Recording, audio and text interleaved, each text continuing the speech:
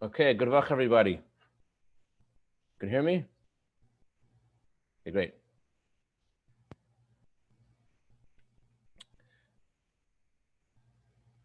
There was a tzaddik named the Dubne Magid. Whenever you asked him a question, he right away had a story. Anytime you said a question, right away he had this long, intricate story. And people wondered how he was able to create these stories so quickly. And this this non-Jew actually traveled many miles and hours and days to ask him this question. I hear, Rabbi, you are able to invent these parables at the drop of a hat. Where do you get these parables from? Where do they come from? Are you always able to answer every question with a parable? So the Dubno Maggid responded, it's a great question. I'll give you a parable. Once there was an archer, and the archer, every time he shot an arrow, he got a bullseye. And someone asked him, how are you always able to get a bullseye? So the archer answered, it's very simple. First, I shoot the arrow, and then I paint the bullseye around the arrow. In the same way, the Dubno Maggid said, first I think about the point of the story. Once I know what the point of the story is, I'm able to create the entire story around it. As soon as I know what the point is, then the story I'm able to figure out the story. In a similar way, discussing all different parts of our experience in wherever we live is so many different components. But in order to figure out everything, you don't have to do everything. You don't have to figure it all out by yourself and go through each segment individually necessarily.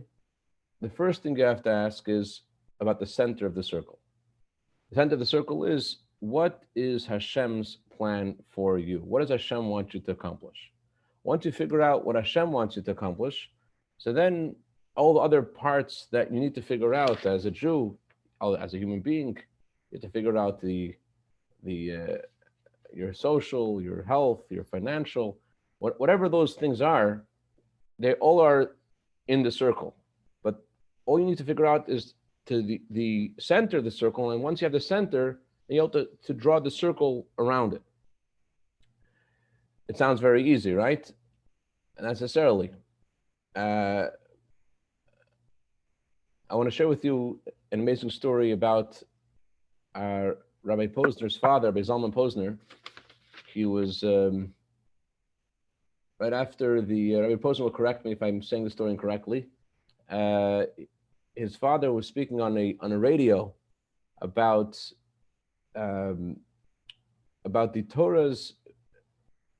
Torah's seemingly are old-fashioned and brutal rules for people who violate various commandments of the Torah. The Torah says if you eat a cheeseburger, then you get whipped with 40 lashes. So this guy asked Rabbi Posner on the radio, he said, doesn't seem fair. You're eating a cheeseburger, and that shouldn't be anyone else's business. If I eat my cheeseburger, why should you hurt me because I ate a cheeseburger? What does my cheeseburger have to do with you? So Rabbi Posner went into a discussion about the system the Jewish court would employ before administering punishment. First, the court would have to determine if the person actually did this intentionally, and the person had to be warned, and he had to know that if he ate that cheeseburger, he would get whipped. And what kind of crazy person would eat a cheeseburger knowing that they're going to get whipped? Only someone who's completely out of their mind. And a person's out of their mind can't get whipped. So it's really very rare that Torah would administer punishment to someone eating a cheeseburger. That's what Rabbi Posner said. And the Rebbe was told about this exchange. I don't know who told the Rebbe about this, but the Rebbe said that it's not really, it's a good point, but it's not the complete answer. Because if there's a system which is faulty, which has one part that's missing, and one part that's, if there's a system which has one component wrong, that means the whole system is faulty. So if the Torah system has a faulty component and administers a cruel punishment in one instance, that means the whole Torah's whole system is not correct. So it cannot be that the Torah would, even in one instance, in a very rare instance, give a punishment for something which is unwarranted.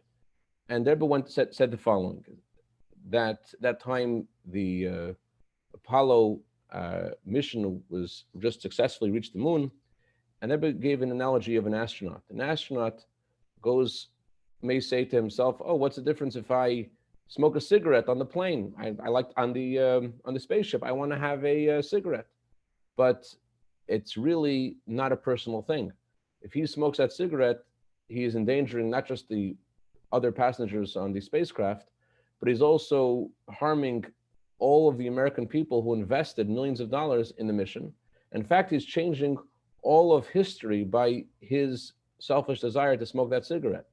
In a similar way, the Rebbe said that all the Jewish people, from the time we went out of Egypt, we're all heading towards the coming of Mashiach. We're all heading towards entering Israel. We're all entering toward the special time. And every good thing that we do or we say or we think brings us closer to that time.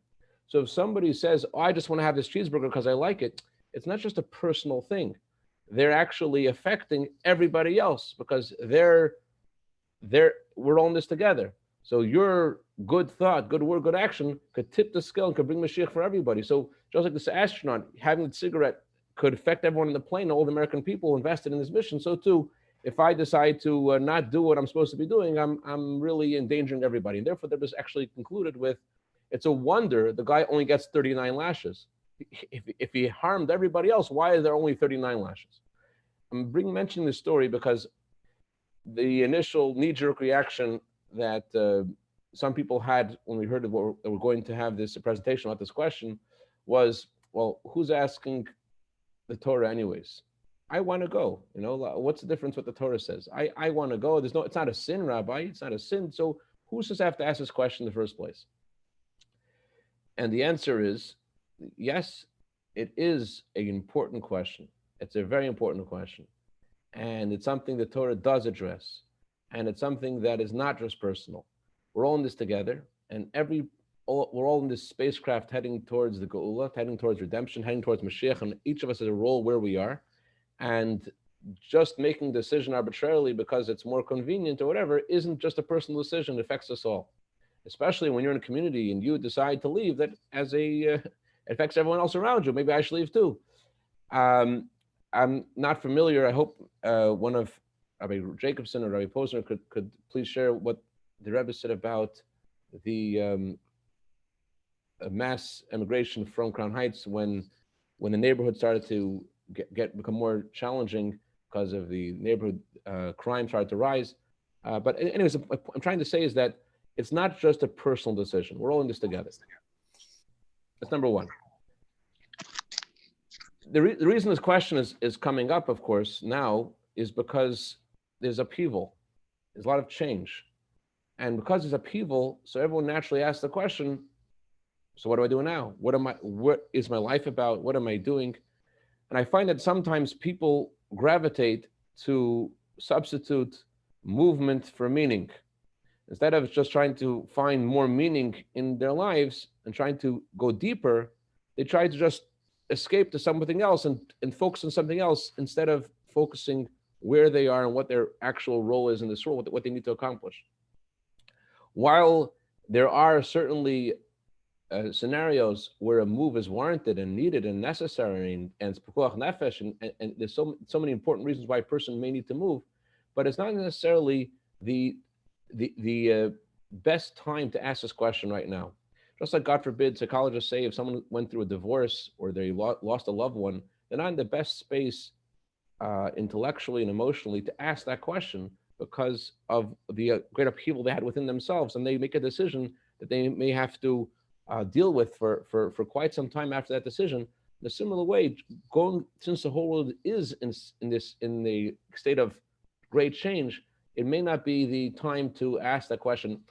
There's a beautiful teaching Rebbe says in Hayom Yom, I'm not sure what the physical implications of this are, but the Talmud says when you throw a stick into the air, it falls on its root side. And the Rebbe said that when people are in a state of upheaval, what eventually happens is Maybe not today, maybe not tomorrow, but eventually what happens is you start gravitating towards is your life all about? What are you trying to do? There was before we hear from the other speakers, I just want to share with you one more story. To bring this point home. I don't know the source of the story. I heard this in many different sources, but I'm not really sure where this actually comes from. The story is told about the Rebbe Maharash. The Rebbe Maharash was talking to one of his Hasidim in a private audience, and he asked him, how is life where you live? How is life in Odessa? So the Chassid says, Odessa is so wonderful. We all learn together. We daven together. We care for each other. It's such a wonderful place. Odessa is like Gan Eden. It's like heaven. It's so wonderful. The Rebbe Maharash is very happy to hear this. And as a sign of the blessing that he's giving him, he gives him also a silver ruble and a great warm blessing. When the man emerges from the Rebbe's room, he meets a friend of his also from Odessa. And his friend says to him, what happened? Oh, it was amazing. I got a silver ruble from the Rebbe. Really? What happened? He told his friend what he had told the Rebbe. So his friend says, oh my gosh, this guy lied to the Rebbe. I have to go set the record straight. So he goes into the Rebbe Maharash and he tells the Rebbe Maharash, I want to tell you what's really going on in Odessa. Odessa isn't as rosy as this guy makes it sound. Yankel is encroaching on Shimon's business. And Levi is fighting with the butcher, and the butcher is not listening to the Rav, and the Rav is actually not doing his job because the Rav is actually in a lawsuit with someone else, and it's really a crazy place, and everyone's fighting with each other. It's horrible. I can't stand living in Odessa. So Marash thanks him for clarifying what's going on in Odessa, and he also gives him a blessing, but there's no silver ruble, and there's no warmth, apparent warmth. So this chassid says to the Rebbe, I don't understand. The other guy lied to you, and he got such a warm blessing. And I'm telling you the truth. And yet, to him you give this warm blessing, and me, not the same. The Rebbe Maharash responded, what's happening in Odessa, I know. My question to you is, where are you in Odessa? Where are you? So before thinking about moving somewhere else, we have to ask ourselves a question, where am I in Odessa? Where am I actually living? I may be living in the same place physically, but spiritually, I'm not really in the best space where I'm supposed to be doing, we're not really contributing and really fulfilling what I'm supposed to be doing where I am right now. Of course, in questions like these, the Rebbe always says to ask your personal spiritual mentor, to ask, sometimes the Rebbe said to ask 3 rabbanim, 3 rabbis, but it's not something that anyone could possibly objectively know by themselves, because it's so subjective. And as the Talmud says, a person could see all their diseases except for their own. So it's really something that whenever you have a question like this, it's good to talk to your spiritual mentor and get guidance and know, where are you living in Odessa? Are you where you're supposed to be? There was once a Farbrengen, and there were a group of guests that had not yet arrived by the Rebbe's Farbrengen. And I think it was the Rebbe's brother-in-law. He says to the Rebbe, L'chaim, for those who have not yet arrived, that they should arrive. Thank you, Rebbe Baruch. I'll try to stop chuckling. L'chaim, for those who have not yet arrived, they should arrive. And the Rebbe responded, L'chaim, for those who are here, who have not yet arrived. So, L'chaim to all of us who are, let's try to mute some of that person who has a problem with their microphone. L'chaim, L'chaim, thank you everyone for joining. And please give your undivided attention to Rabbi Posner, who will share with us something. Rabbi Posner. Good luck. Thank you. Thank you, Rabbi, first of all, for asking me to join. It's an honor to be here together with Rabbi Jacobson and to be here with Beis B'Tzalel. I have a Hakara Sotov. I will thank you to Beis B'Tzalel for all the times that you provide me with a minyan and a place just to stop when I do my run-ins to LA. And I want to especially thank Yossi Reber for the many times when I had to say Kaddish and I needed to be Chazan, and he helped me in that endeavor, and he did it in a very nice way. So Yossi, thank you, and thank all of you. I understand the Farbrengen tonight. It's the questions that have come on the table are about when is it the right time to leave a community to go to another community, and how do you know when that right time is?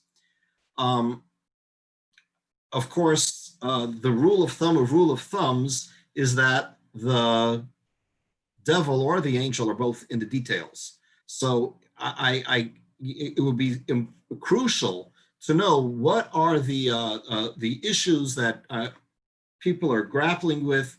I see this Kanahara 43 people on this. I'm sure from those who do have the issues, not everyone has the same issue. So it's important to know what the issue is and then to see how to deal with it. But there was an interesting story that I was able to see a little bit about what the Rebbe's position is in this very issue. It was, I don't know, 40 years ago, more. And it was shortly before Pesach, and my father had asked me to go into Zalman Shimon's house to ask him something. For those of you who don't know, he was the Rav of Lubavitch, and interesting, he was never referred to as Rabbi Dvorkin. He was always referred to by his first name, which is indicative of the deep respect that Hasidim showed without titles.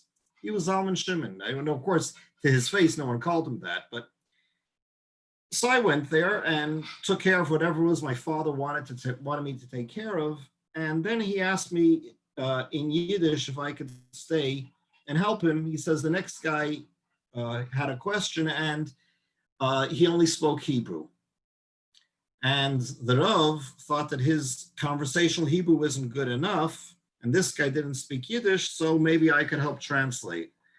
Well, let me tell you, for those of you who don't know me, my Hebrew ain't that good, and my Yiddish ain't that good. So here I'm supposed to translate between two languages, but I'm not comfortable or familiar too much with either of them. And I'm supposed to be doing the translating. Needless to say, the guy asked the question in Hebrew, and I turned around to Zalman Shimon, and I repeated the question in Hebrew. And then Zalman Shimon gave his answer in Yiddish, and I turned around to the guy, and he said it in Yiddish. And everyone was laughing because I was making a total fool out of myself. But the question that came out was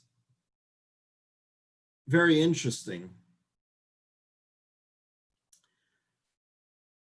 The guy had asked the Rebbe if he should stay here in America or if he should return to Israel. And the Rebbe said that question needs to be directed to a Rav. In other words, that question is a question of halacha. So, and the Rebbe would say, if it's a question of halacha, you don't ask me, that's a question you ask a Rav. So that's why he was coming to the Rav. So the first question Zalman Shimon asked him was, are you married? The guy said no. Do you have any children? No. Where are your parents in Israel? Do they need you? Are they relying on you? No. I don't remember if there was other questions. There may have been one or two more. And then Zalman Shimon asked, I think there was also a question about, like, your parnas in both places. Is it doable? And then Zalman Shimon asked him, where would you like to be? And the guy leans back and says, I don't know, I just feel so much more comfortable there. And Zalman Shimon's face he had this beautiful smile. And he just, this radiant smile, and he says, go, Gesundheit, you should go, and it should be well. So when this question came up at tonight's forum, so I thought of that here the Rebbe was asked that question. The Rebbe's answer was, you first need to find out what is the halacha. There's a lot of halachic implications in this, and once we know what the once we know the situation, then we understand the implications, then we could see, what the halachic implications are, and that might give us a lot of insight already.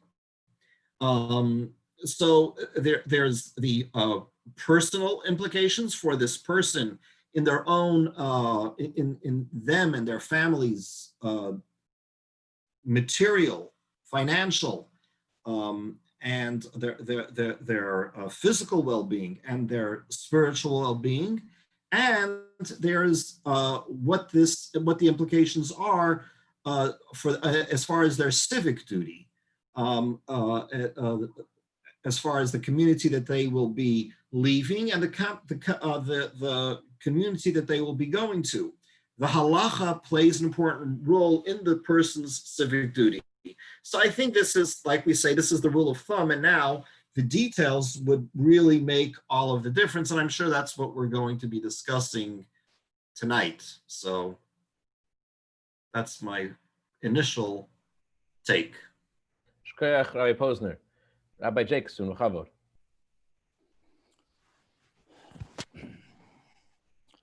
Good Wacht, everyone.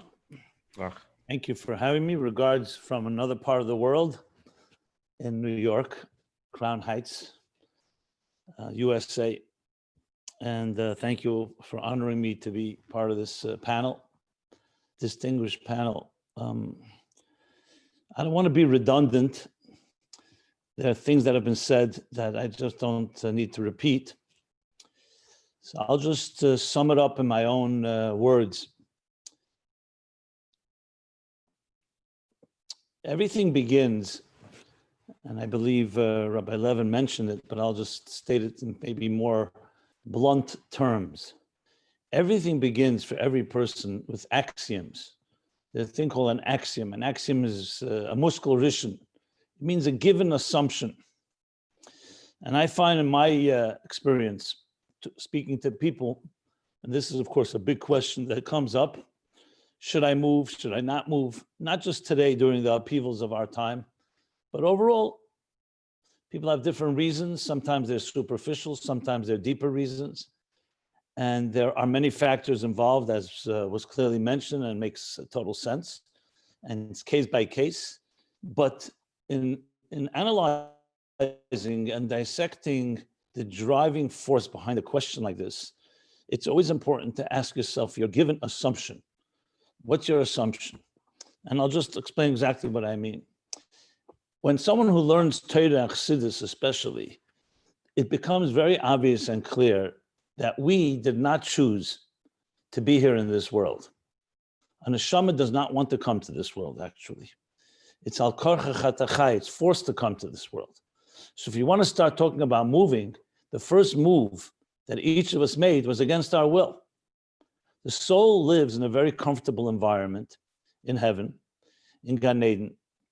There's no health issues, there's no financial issues, there are no racial tensions, and there are no epidemics or pandemics, and there's no other reasons to, in general, move.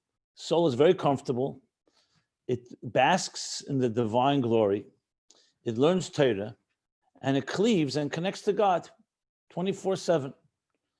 You learn Chassidus, it talks about what happens in these worlds, in these higher spiritual worlds. Suddenly, out of the blue, a neshama is plucked out of paradise, Gan Eden HaTachton or Gan Eden HaElyon, or whatever chamber and domain it occupies, and is told, hey, the party is over. It's time to go down to earth. And the neshama does not want to go. Why would it want to leave its comfortable environment? It's beautiful there. It's like a fish in water, submerged in everything. Well, that's the first move that the neshama is told and commanded, al karchach atachai. You're compelled to go. No one's asking you. You're being told to go against your will. And if you want to know why, because this is the kavanah, this is the purpose. The reason God created Gan Eden in the first place, the reason God created all these comforts that you are benefiting from is not as an end in itself, is because he wants a dark, hostile, corrupt material world to be transformed into a dir b'tachtenim, into a divine home. And you're an ambassador of God's sent on this mission. So it's like we learned about the Meraglim just on Shabbos, that their sin, what was their sin? They were sent to go scout out the land. They came back and they gave a report. What did they do wrong? Why was it such a terrible sin to give a bad report? Didn't you ask us to go? We gave you a report. Problem is they went one step further than a report. They didn't give a report. They came to a conclusion. They decided, no, we can't do it. Eretz Echel Sheshver, it's a land that consumes its inhabitants. We cannot do it. No one asked you your opinion. You were only meant to do one thing, to figure out how to do it, how to enter the land.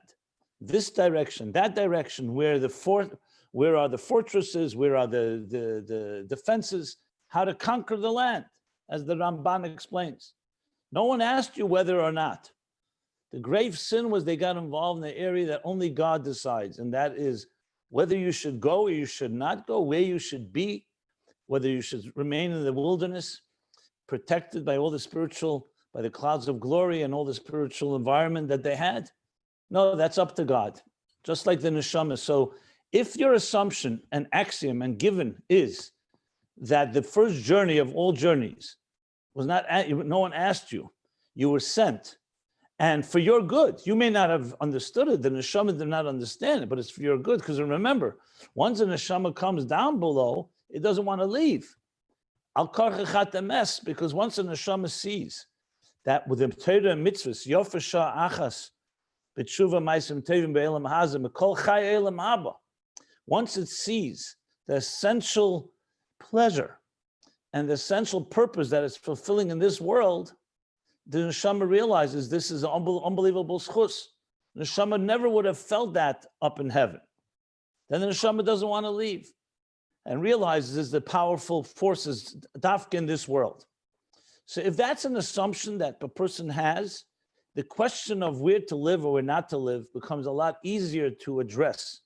It's still complicated and still needs to be addressed from the point of view both the Rabbi Levin and Rabbi Posner mentioned, case by case, to look at person's status. Because, in this world itself, there are many places to live. The neshama comes down to this world.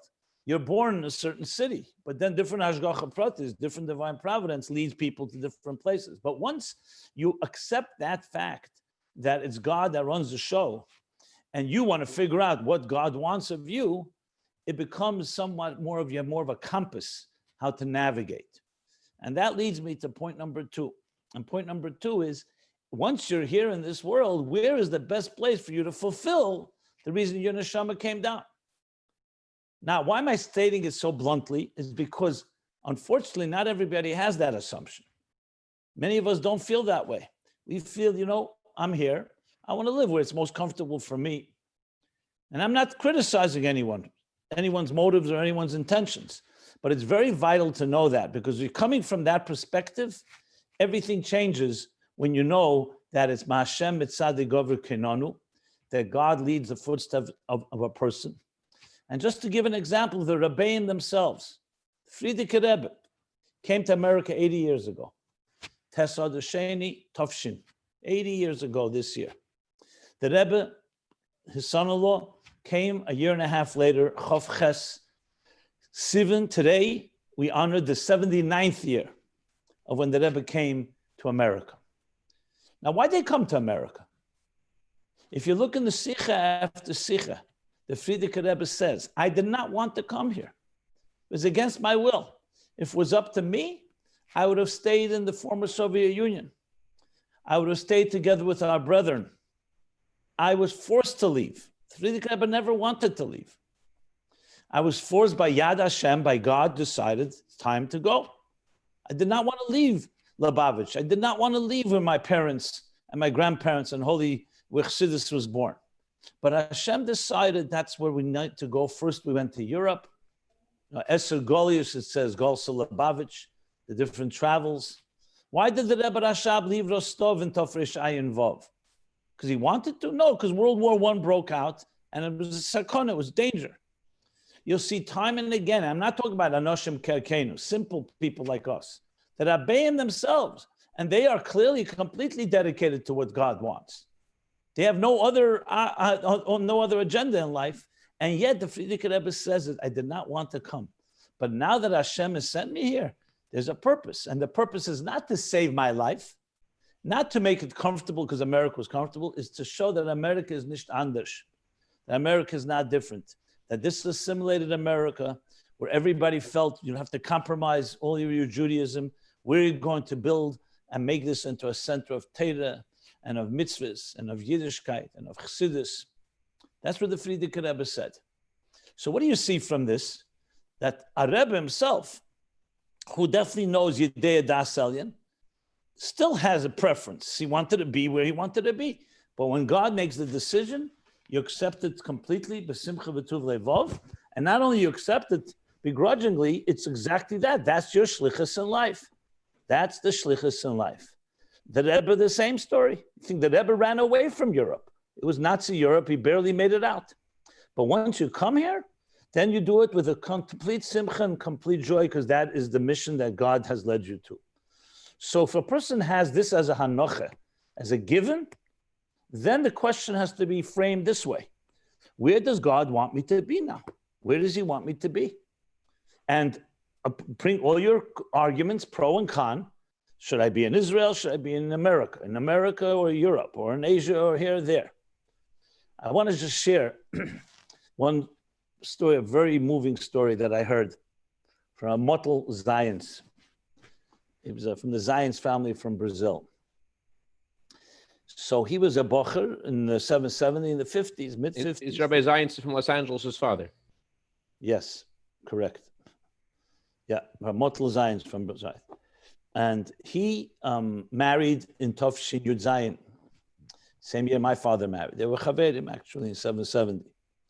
He went to Brazil where his father lived and went into business with his father, the Zion's family.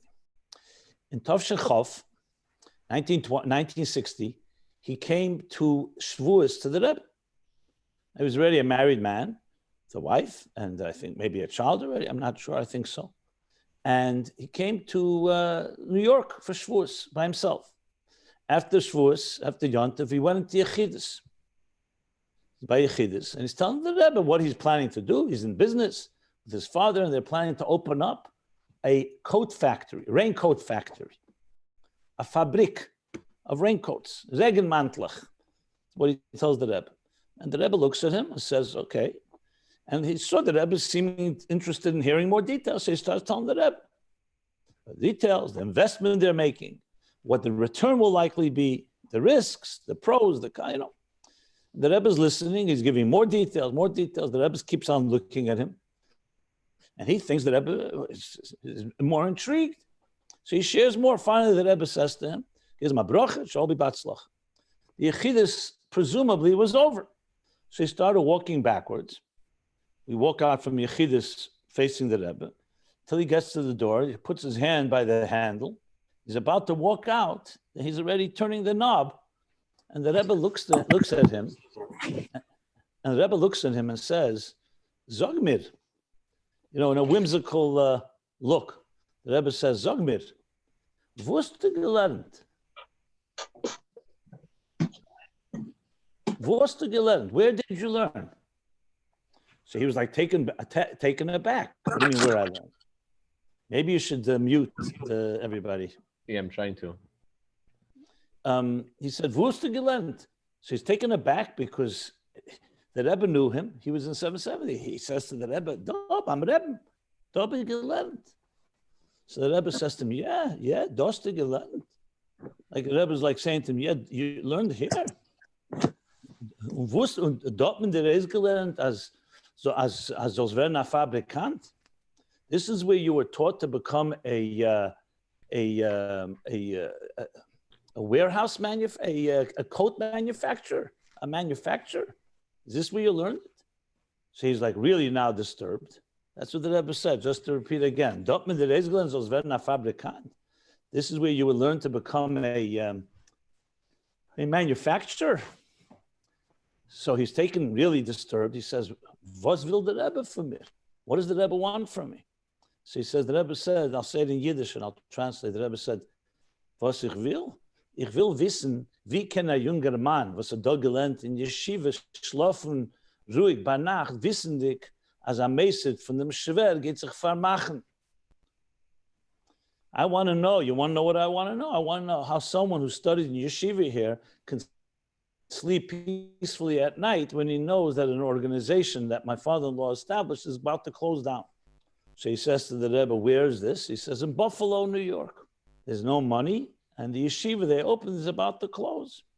So he says to the Rebbe, what does Rebbe want? The Rebbe says, I want you to go there, make sure it doesn't close. So he says to the Rebbe wants, that's what I'll do. The Rebbe says to him, your wife is with you here? He said, no, she's in Brazil. The Rebbe said, so go back to Brazil, pack your bags, and prepare yourself to go. He says, if I go back to Brazil, my father will never let me leave. So the Rebbe said, okay, so don't go back. Call your wife on the phone, tell her to pack up, come to New York, and from there you both go to Buffalo. And the Rebbe smiled and said, this is not necessarily a lifetime shlichus, but make sure the mesa doesn't close. Anyway, to make a long story short, that's what he did. Went to Buffalo. Said he didn't know what he was going to do, but he had a shlichus. He said he didn't even have money for a pair of shoes. There's a lot of snow. He says he had shoes with holes in the soles. He would walk in the snow. And he saved the school. He saved the yeshiva. He was there for a few years. Then he didn't tell me the details, but afterwards he left. But he did fulfill that shlichus. And then he said with a few tears in his eyes, he says, after that, I went back to Brazil, went back to business. But I have to tell you, the only time in my life that I knew exactly where I need to be were the 3 years I was in Buffalo, because the Rebbe told me, this is where you should be. It's the only time I know for sure. Everything else was optional. It left a big impact on me because in a way captures essentially really the story of all our lives. Why are we here? To know that we were sent here on a mission. And then you start figuring out where that mission is meant to be. If you go with that attitude, it's a very different type of question.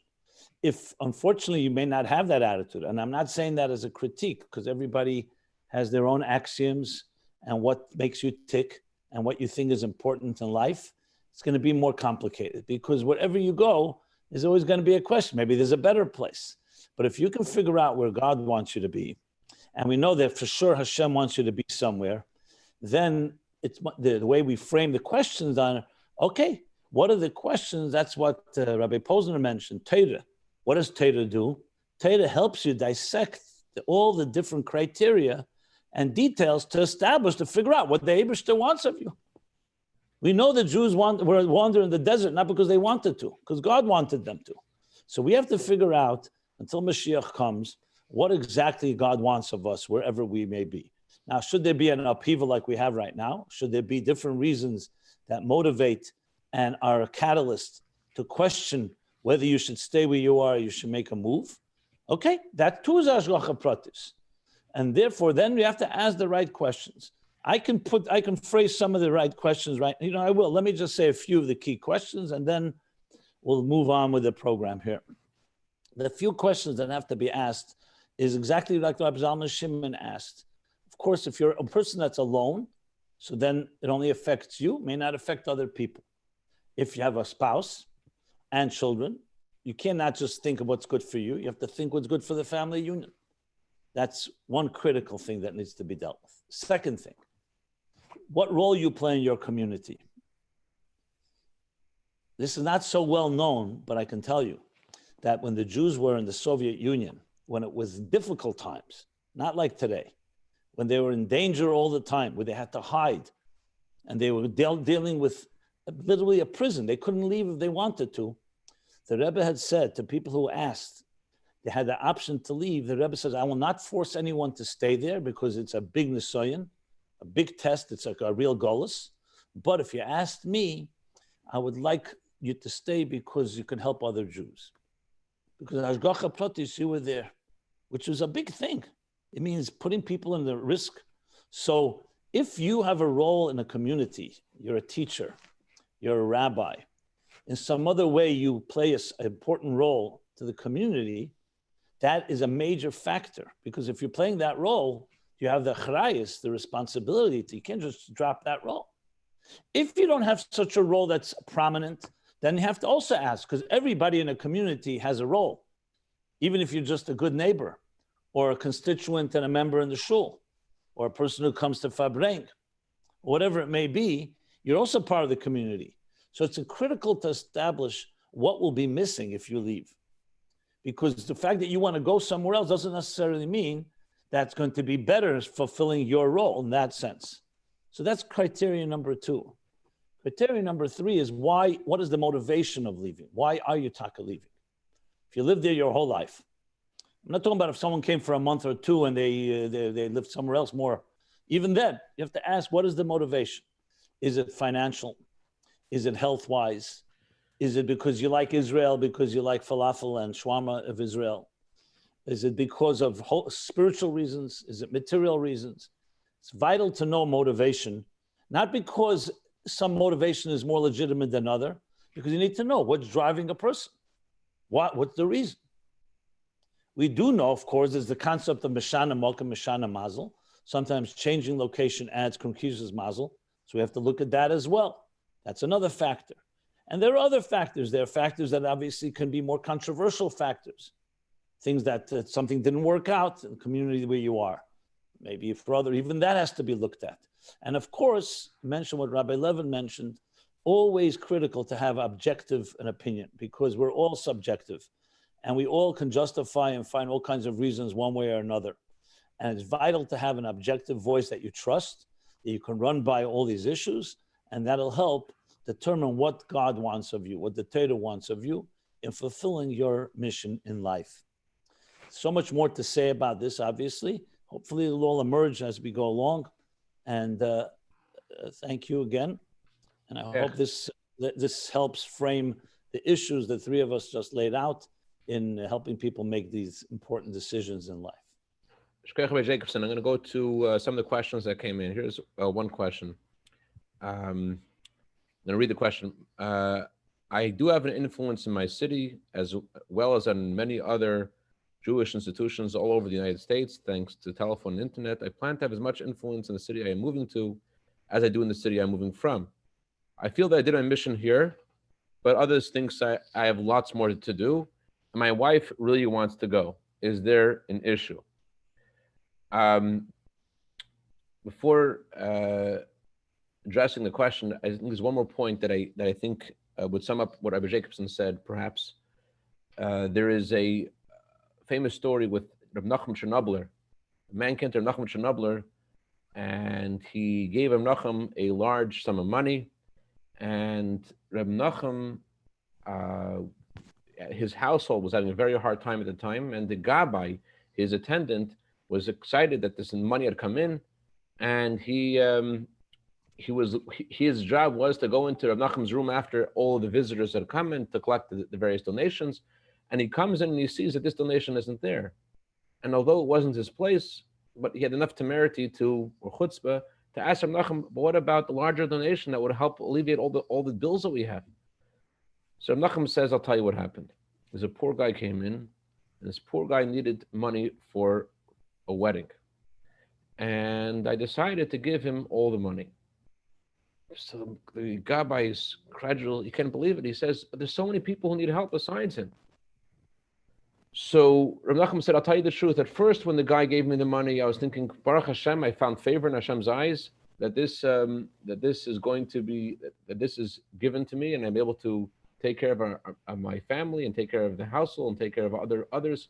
But then I thought, and then this guy came in and he asked for help, and I was thinking, well, I shouldn't really give it to him because it's for our household. And then I said, I really should give it to him.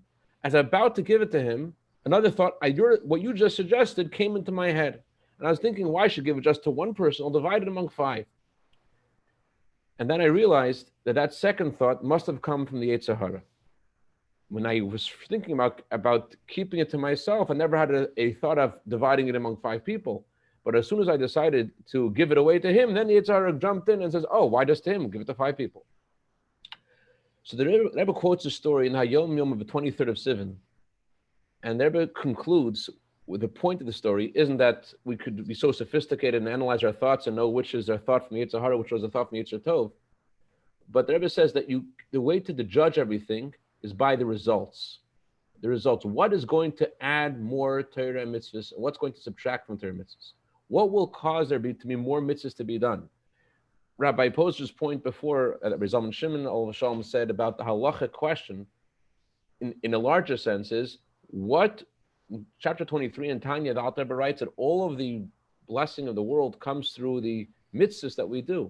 So the question you have to ask yourself is, what will cause more of Yiddishkeit to be brought to the world? And you can't just say, it's like tiddlywinks. So, well, there's 10 brownie points here and there's 20 brownie points there. I'll do that one because that one has 20. This one only has 10.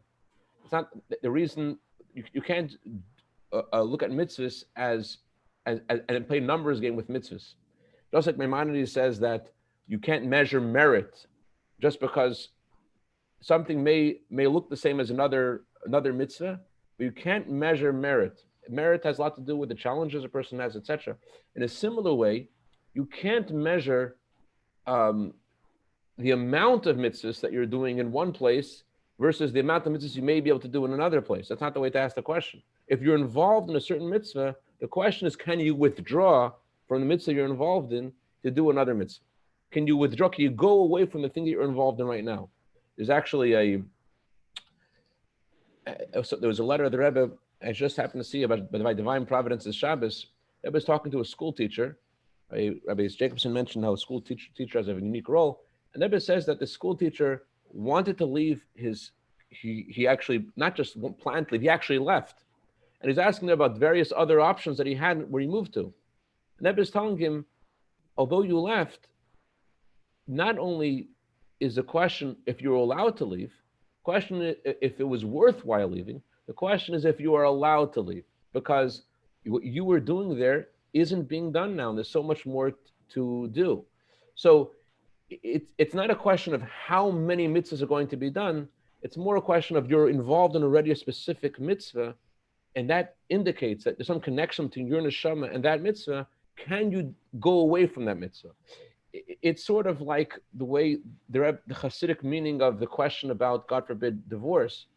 Halacha says that there are certain instances where divorce may be warranted, but that's a last resort solution only if there's erev hasdavar. Halachically, the conclusion is that only if there's, God forbid, there is a real grave need, do you engage in something that is similar to amputating a part of your body.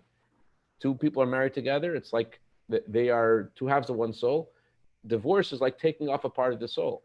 Every one of us is, the Rebbe said, once in a weekday for bringing, during the week. He said, I'm talking during the week because I want you to know this. I don't want anyone to misinterpret this. I want this to be recorded, that every Jew is considered a shliach. Every Jew is considered an emissary and has a mission wherever they are. And to go away from where your mission is to a different mission is there's a weight to that question. It's a serious question. And you can't just say, oh, this one's better, I'll do more there. It's not measured by more or less. They didn't tell the school teacher, oh, if you have a better class and there's more important things you could do another somewhere else, he had already left. But Rebbe says to him, but you think, did you really leave the place you left taken care of or not? So I think that the person who's considering leaving this question, yes, very influential and can influence lots of places, but is everything really being taken care of or not? I think it's a very subjective question, and we need to know more details, but that's what I would think. Anyone may unmute Rabbi Jacobson and Rabbi Posner. If you'd like to address this question, please. Oops. Rabbi Jacobson. Rabbi Posner? I'm right here. Shall I go first? You go first. You were last. Okay, I'll be Usually you rely on a moderator, not Rabbi, to throw it up, but just to suggest. Yeah, go ahead. Oops. Rabbi Posner. Can you hear me clearly, by the way? You said this. How's now that? I hear you fine. Yeah, I hear you. Thank you. Again, like Rabbi Levin just said, you got to know the rest of the story. This gentleman and his wife feel that they've accomplished everything they can and it's time to move on. That's the beginning of a good conversation. Why do you think so? What is it that you feel that you've done? Tell us more about where you're going from. Again, it's all in the details. However, I do remember this story. A lady who was moving, I'm sorry, she was thinking of moving from her farming village where she lived, and she was going to go to, she had a beautiful offer for her and her family to move to a resort town.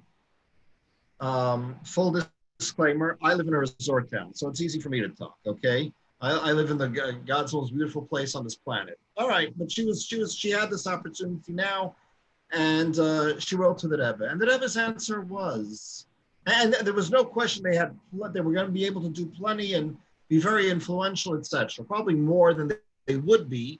I mean, you know, in the resort town, everyone comes there, so you see people from all over the country, the world, rather than in her farming village. And the Rebbe's answer to her was, but you've been there for years and you've developed relationships with people. And why would you want to abandon that? Meaning that, think of it like a business. Everyone knows when you pick up and you move and you have to reinvent yourself and reinvent your business, that's going to cost time, and time is money. So you have to think, is this going to be worth it? Yeah, I could make a lot more, but just remember, when you're abandoning a business, which is your business in this case, is the relationships that you have. That's the phenomenally important part of what life is. And you're going to have to go and rebuild them. Well, if you've been in a city for 20 years, you're now going and you have to abandon those 20 years and go somewhere else. It doesn't mean that there's never a right time to do that. A little bit later, we'll come to a story where the Rebbe told someone they should leave.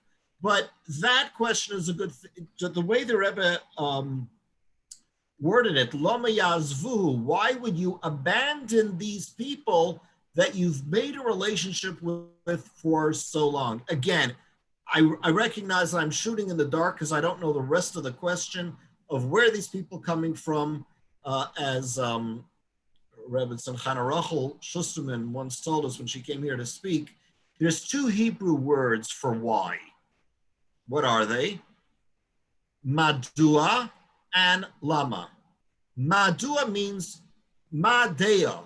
From what knowledge does this position come? Lima, lama, lima, towards what goal is this bringing me? They're both, in English, we have one word for it, why. But you see in the Hebrew that we need to finesse this a little bit.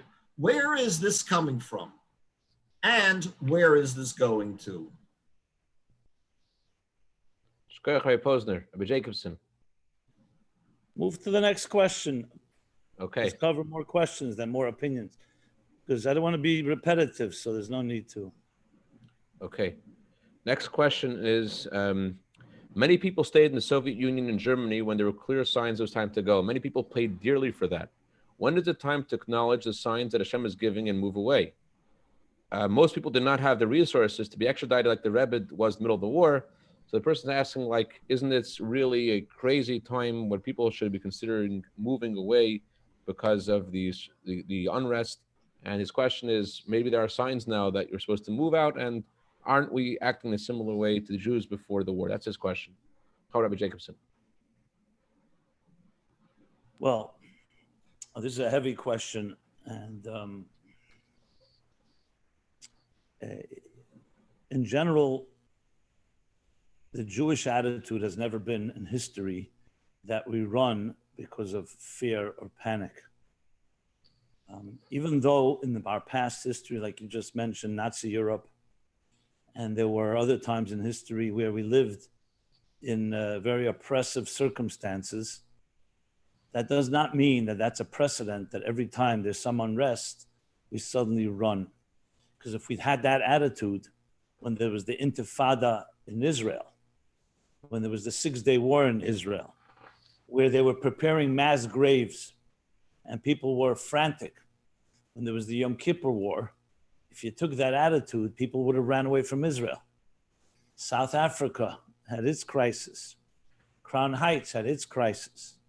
So here, more than ever, do we need to look to Torah and Halacha, which is always going to address it, not in any type of cocky or overconfident way, but in a prudent fashion, how to address an issue. So the Rebbe on Pesach Tovshin Chavtes Pesach, the last day of Pesach, 1969. Gave a long talk about Crown Heights. Let me just tell you what was going on in Crown Heights at the time. Crown Heights then was riots, much more than what you're seeing now. There were murderers. I lived here. I was a child. There was a mass exodus. I lived on Sullivan Place, before that on St. Mark's. I remember the summer coming back from summer camp or from the bungalow colony, an entire block that was all white Jews turned completely black. We were the only Jews on the block. This happened throughout thousands, maybe tens of thousands of Jews and whites ran away from Crown Heights. The Bobovich Chassidim ran away, the Satmar Chassidim, other Chassidim, the Litvische. The only one that would not leave was the Rebbe, and therefore the Chassidim didn't leave. And how much pressure was put on the Rebbe? It's a sakon. And there was a sakon. There was riots in the streets. There was high crime, drugs. Entire blocks turned into slums. It was not a good time. I remember Kingston Avenue was half boarded up. It was not what you see now. And the Rebbe refused, and he gave a whole list of reasons. Interestingly, one of them was Siman Shin Chav Tes, the famous halach in Hilchos Shabbos, that when there's some danger, a person is supposed to get armed because you have to protect yourself. You can't just run away, because if you run away, you're putting other people in danger. So the Rebbe's general approach, completely based on Torah and halacha, not based on Mesiras Nefesh, not based on self-sacrifice, based on Torah, that even when there are situations that may seem and may even actually be dangerous, that's still not enough reason just to pick yourself up. So the fact what happened in Europe happened, yes, tragically. That does not mean, number one, that that's happening now. Who are we to say? If anything, from the Rabbeim, we were told we went through all those type of struggles, and those battles are over. And now we're going to be marching toward Mashiach in a bloodless way, in a peaceful way, in a beautiful way. The fact that there's now these racial tensions and some people are afraid, we have to not allow that to get to us. That is not enough reason. Because let's say you move somewhere else and then suddenly something happens there, God forbid. There's nowhere in the world that you suddenly have perfection. The Rebbe did say Israel is the safest place on earth, correct. But Israel has its enemies and has its challenges. So to say that that is the primary reason, no, that's not enough reason. Nevertheless, as has been pointed out time and again, this program, I think it must be qualified, is not meant to give you a psak. It's not meant to give you a ruling. No way that you can do a ruling in such general terms that are blanket without understanding a situation. Al pi Torah, al pi halacha, you have to sit down with someone that knows you, someone that knows Torah, look at all the factors, including perhaps this factor that you're afraid, your children are afraid, and weigh it all together. But since you address that issue, so to sum up the 2 points is that the Rebbe told us we're not going to have another, God forbid, anything even similar to a Holocaust. And number 2, even when things may seem in our logic somewhat a little tense and somewhat the disturbances. I'm in Crown Heights right now. You know that every night there are firecrackers and there are protests here. There was looting here and so on. And many people did get afraid. And many people are ready to run. I'm not telling you don't lock your doors. Of course you do. And do all the pressure possible to make sure there's law enforcement in this reckless time, in this lawless time. It's not as it was a few months ago, but we cannot retreat and suddenly cower in fear. That's not the Jewish approach. We have to be prudent and prepare and do whatever has to be done, just like Yaakov Avinu prepared for war, but he also davened and he also prepared a bribe. You have to be prudent on all levels, but to be driven by fear alone is definitely not the Jewish way. So you have to take all these things into account.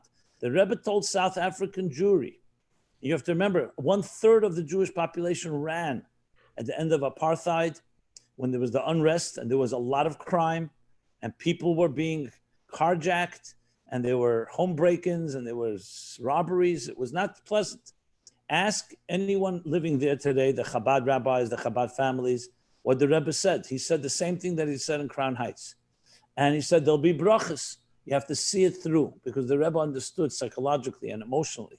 And above all, with betachin, we cannot be driven by fears, because then ein l'dover sof, as I mentioned. So the Eibishter should bless that we should continue to go positively, and everything will clear up, and should be able to march to Mashiach without all these concerns and fears and panics. Rabbi Jacobson, I don't think I understood the point about Shin Chav Tes. Could you please elaborate just for a moment about how that's relevant? Yeah. If you look in Chelik Vov, Likutei Sichos Chelik Zayin, I'm sorry. In Chelik Zayin, in the Esofas there's the whole talk that the Rebbe delivered regarding Crown Heights. And among the different reasons the Rebbe said about not leaving, so few reasons the Rebbe gave. One of them was that because it's a community, we're all responsible for each other. So if a person just picks up and leaves, let's say they have the wherewithal and the finances and resources to leave, they're putting other people in danger. Where do we see that's a problem? That's an issue.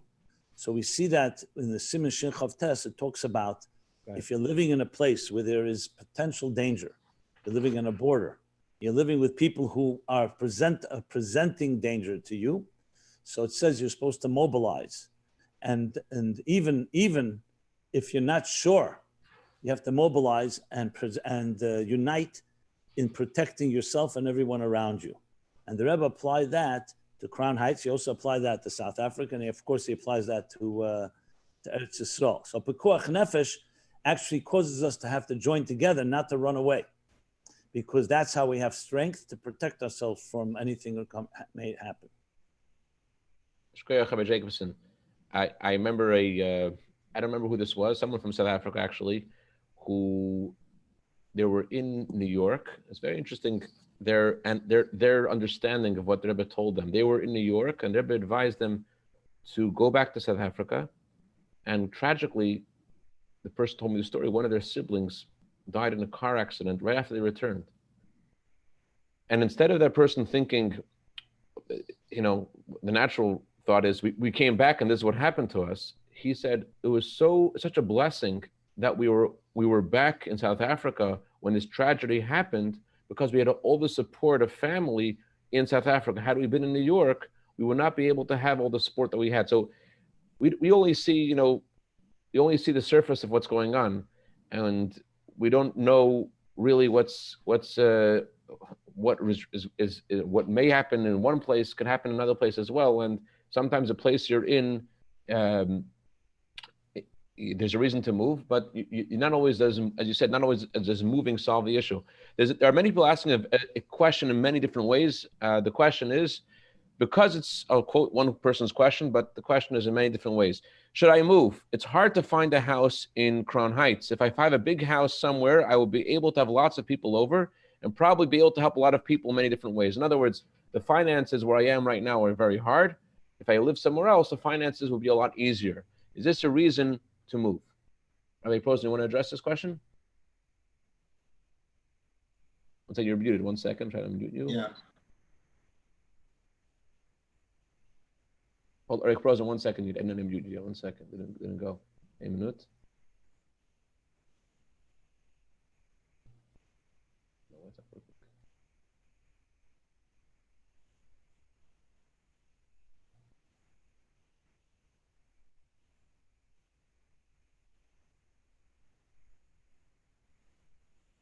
Okay, go ahead. Sorry. If I could, I want to present the other piece of the bread to make a sandwich with what Rabbi Jacobson was saying. He expressed very well about why not to leave. But what I want to present is where are you going to go? Because here we are in this tiny little sleepy town where we are, and El Paseo, which is like our Rodeo Drive, one of the shop owners there told me that the law enforcement showed up and told them that we highly recommend, this was just 2 weeks ago, whatever it was, that you put the wooden, what's it called, the boards all across your windows and take home any, Shutter your windows. Not the shutters, but basically, like the plywood, whatever, and take home anything valuable. This is what the law enforcement is saying here in this our tiny little very peaceful town. My beloved hometown, Nashville, Tennessee, the Athens of the South, beautiful, peaceful place. The downtown was absolutely beautiful as I remember it. The place turned into a war zone. So when you see this, that everything's happening all at one time, everywhere, then it makes it that much less likely that it's the right thing to do is to leave. Not to get into it now, there's no time for it, but making a parallel and even the statement that people waited too long until they couldn't leave, there's a lot more history to it than that with those sorry situations. Not to get into that. Talking about the finance of when is it, I could get a lot more house for my money. Sometimes that makes sense. Look, you could sell your place where you are. In LA, probably half the people on this group, your home is 1.2 million at least, if not more. You could get a very nice place, something comparable for much less than half of that in any number of places. You might be at a point in your life where downsizing seems to be the right thing to do. You don't need that much house. And sometimes that's the right decision to make. There's an interesting thing about money is that it is part of every choice. Everything that we do in life is going to involve money. There's no getting around that. Everything that you want to do is going to involve money. However, the important decisions in life cannot be based on money. It's a very counterintuitive point, but it's an important one. To use a very secular example, lahavdil, from everything we've been talking about tonight, the founding fathers of this country, they each were ready to give their lives, their fortunes, and their sacred honor, which meant that it was a very bad business deal to be signing the Declaration of Independence. Yet that did not take a place in their thought process. Why? Because money is an important, integral facet to everything that you're going to do, but it's not the reason why you do anything. You have to know that where you're living is the best place for you and your family to live based on any number of factors. And now money has to fit into that. Again, it could very well be that downsizing and moving to another place might be just what you need to do in life. I'm not saying not. And certainly downsizing could be, you could buy a townhouse or a condo and you'd have a lot better things to do with that money. No question about it. Another thing, and I know this is really not good for me to say because it's not good for business. My business is people moving here from other places to live well. And they tend to do that when they are financially successful, when they are independently wealthy, or as we retired. I would not recommend someone so quickly to move to a retirement community. For the reasons that the Rebbe told this woman that I said before, you have a life, connections with people. Why would you want to give that up? For what? For golf? So come here for a month in golf. Come here for 6 months in golf.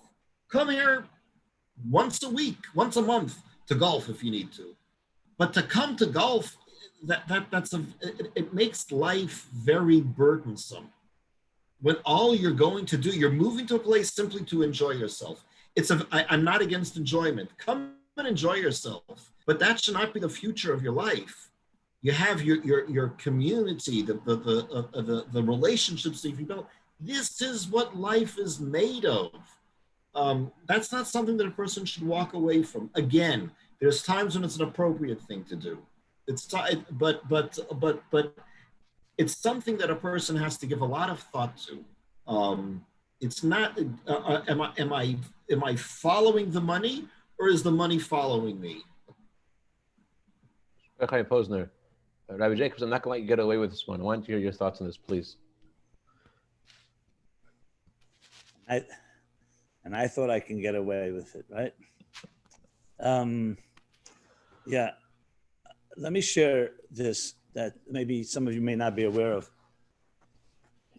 In 1985, Tezvav Tammuz, some of you may be quite aware that this was the time when the Rebbe first broke the news about the theft of the books that would become that very sad chapter of Agmas Nefesh and aggravation around the court case that would ultimately grant the books to Agudas Chidei Chabad and Hey Tevis.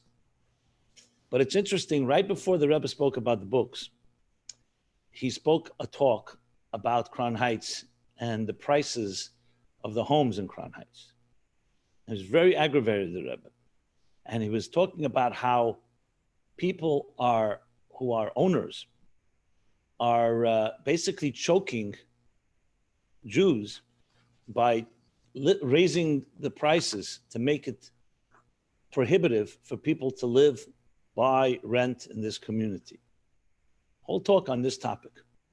And there was very sharp words said by the Rebbe then, how in general a person has to be a mensch, but especially when you're talking about Jews and Jews, the community of the Rebbe's community, the center of Chabad.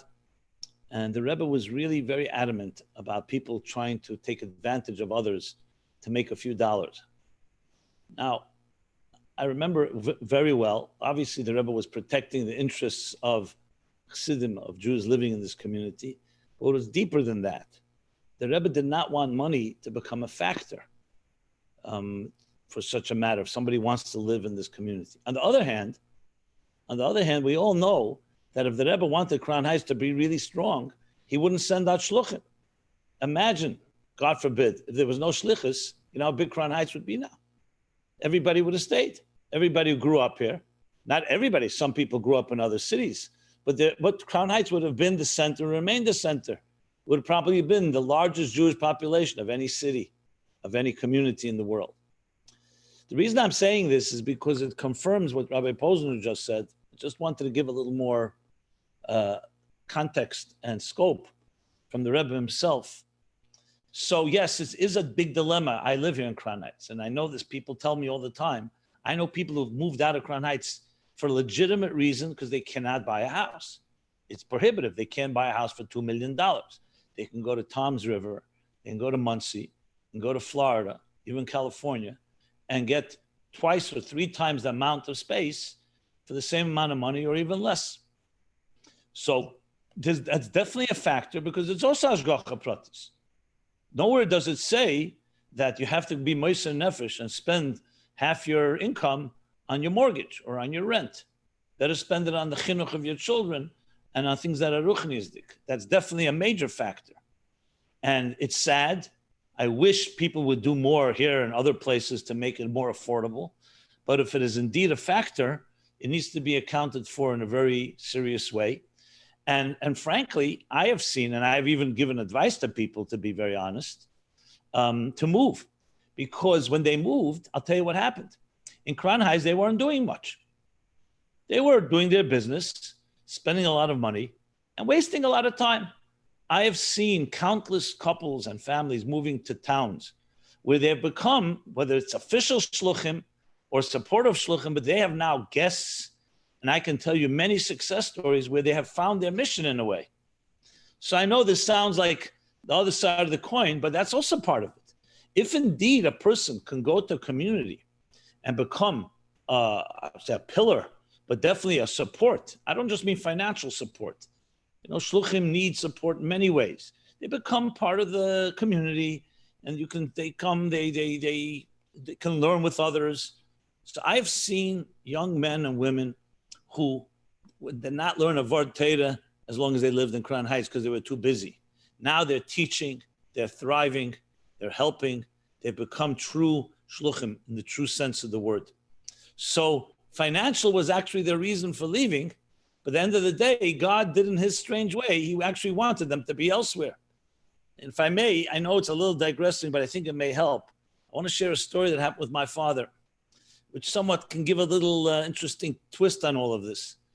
In Tofshin Nun, the year was 1989, Rosh Hashanah Yom Kippur, my father, Olav Shalom, had a mini stroke. And he ended up in the hospital, Rosh Hashanah Yom Kippur. My father had a lot of kiruvim from the Rebbe. That year, the Rebbe actually Fabring, the only year that the Rebbe Fabring, the first day of Rosh Hashanah, Rebbe Leibel Groner told me that he feels that it was my father's chus. During the Fabring, the Rebbe asked me to say l'chaim for him. Well, that's just an aside, but here's the main thing I wanted to say. Erev Yom Kippur, I get a call from the Maskiras, the Rebbe's secretary. The Rebbe wants I should come to get lekach for my father. The Rebbe would give lekach, honey cake, Erev Yom Kippur, in the years before that to everybody, but in the later years, it was only to a select few. So he asked me to come, so I came running. I stood in Gan Eden Atachten. The Rebbe gave me two pieces of cake and said to me, this is for your father, a sweet and healthy year. Now listen to this. The Rebbe says to me, tell your father, I'll say in Yiddish and I'll translate. Zog dem Tat, as et verendig in sein Schliches, favos mit dem geschickt, dorten, wird man von dort nach Reis lassen. That when he'll finish the mission for which he was sent there, which was the hospital, they will release him.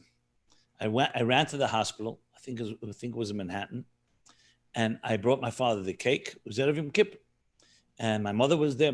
I told my father what the Rebbe said, and my father did what he did, his way, talking to doctors, whatever it may be, just to show you that this was not just a nice vertel. The Rebbe, after Yom Kippur, Rabbi Chadakov, who was already older and not easy for him to travel, came to visit my father the day after Yom Kippur. And he says, the Rebbe wants to know whether you finished your mission yet. Wow. What happened next? My father, a few days later, he came home, thank God, and he had clearly finished. Imagine this, a hospital. Nobody goes to a hospital to have fun. Nobody goes to a hospital because you have nothing to do with yourself. You go to a hospital because you have no choice. It's not a place you want to be. But the Rebbe, in his positive way, what he saw, you're there, there's always a deeper reason. The Eibishter needed you there. So Rachmana litzlan, he got you there not necessarily in a healthy way through the health issue. But you see from that the extent how we see God's way of running the show. Now, obviously, God forbid it should never come through negative reasons. But just to show you to that extent. So I wanted to just end the equation. Sometimes the financial could actually be a sign. If it's, again, we're talking here, not somebody saying, oh, you know what, I want to have 5 extra cars and a few more garages and I like lawns for completely indulgent reasons. Sometimes financial reasons can be God's way of telling you that you'll fulfill a shlichus somewhere else in a greater way. But it has to be done the proper way and objectively, because we don't want to don't want to make a move based on the wrong reasons. Just pointing out that there's many ways God will make this. That's why I said so earlier, and we all have been saying this, that what does Torah do? Torah is not just giving you objective advice on what God wants. It's also making sure that where you end up being is exactly what Hashem wants you to be, whatever reason he got you there. So it could very well be these rising prices in New York, and maybe now the upheavals in New York, not out of panic, not out of chas v'shalom fear or any external reasons. You never know. Maybe Hashem wants some people, their shlichus is somewhere else. But it has to be weighed properly, because it could be the shlichus is here and they have to have a good reason to leave. And it could be that the good reasons are there and the Torah says them, then by all means. And we all accept what Hashem wants at the end of the day. That's God runs the show. If we need any reminder, the last few months has been a pretty good reminder that our plans don't mean much, that it's all Yad Hashem in the first place. Jacobson, I'm not sure that I disagree with you or not, but you definitely got me thinking. There's a difference between Crown Heights and other communities, unlike Belz or Bobov or Satmar, where the Chassidus is based upon a Chatzar, based upon a Hoif, based upon a center, and that's what the Chassidus is about.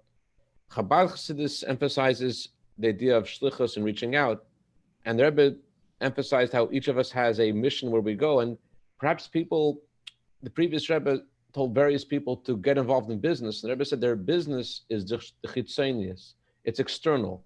They have a mission where they're going. If you're going on business for a certain reason, that's where your finances are leading you. You have to know it's not by accident. Like Baal Shem Tov says, wherever a Jew goes, there's a mission there. But I think that the words of the Hayom Yom, where you go, God decides. What you do there, you decide. Sometimes in today's chitas, we read the words, don't go after your heart and after your eyes. The commentaries say those words aren't in order.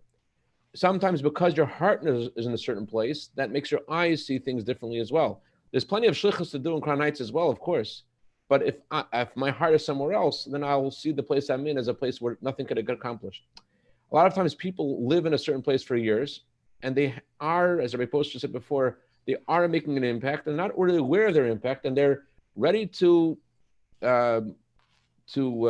move somewhere else because they want to be able to purchase a home, although their impact is clear where they are, and it'll be easier, a lot easier somewhere else. And I'm not sure that selling the home and because you could do another shikha somewhere else I don't think it's a how could I say it? I don't think it's a one size fits all kind of thing, of course, where if the finances are easier, that means your shlichus is somewhere else. I think that it's very often, just like if you would agree that a shliach who is officially has a post somewhere, as a rabbi somewhere, he shouldn't move because the finances will be easier somewhere else. A lot of Jews aren't official capacity as shluchim, and the money may tell them to move somewhere else. But as the Posner mentioned before, not necessarily is money should we go after the money instead the money should go after us. We should decide what our role is. Of course, sometimes you can't maintain where you are and you can't afford your bills, and that's a whole different kind of story. But would you agree that if you're able to maintain your finances where you are, forget about the large lawns that you're talking about, just maintain your financial integrity where you are, but you have an opportunity to make things far more comfortable somewhere else. I think that also is not a easy yes. I think there's a lot people contribute where they are, and I think the Chabad Chassidus is different than other Chassidus in the sense that where you are is you see many letters that writes to many people. Don't leave so fast. Let me put it to you this way. Just if you really want me to take you on a spin, let me say this. Let's say a person can afford to have all the money in the world. They can afford to live anywhere. In Crown Heights, they're just hanging around, like the Rebbe said, Shabbos Pasha Pekudei Tov Chav Zayin, when he spoke about Shlichus, he said, those that will remain here will become Izgerib, meaning they'll basically deteriorate. I would say if a person has all the money in the world, and let's say they're now, at whatever reason, they've decided maybe have to rethink it all, and they want to go move somewhere to really be on a Shlichus of the Rebbe, what would you say to that, my friend? And money is not a factor at all for them. They can live wherever they want. Of course they should go, because that's exactly the point. We're not talking about here money or no money. We're talking about what God wants. And we know that if a person decides, whatever reason, maybe the unrest here has made some people think it over, maybe financial reasons. These are all, if they're legitimate Torah reasons, it could very well be it's God's way of reminding someone that, listen, you're not listening to me directly, so I'll give you other reasons, just like my father ended up in the hospital, not because he wanted to be there. So the shlichus has to be fulfilled. So I think the way to look at this is not about our human calculations one way or the other. It's looking at all the factors, and there's no question if you go with an objective intention and no personal agendas, not one way or another way. Because let's say a very simple scenario, you're here in Crown Heights and you have a community, and they don't want you to leave because you support their shul, let's say. Also because you're a good person, people like you. And there's a lot of good reasons for you to be.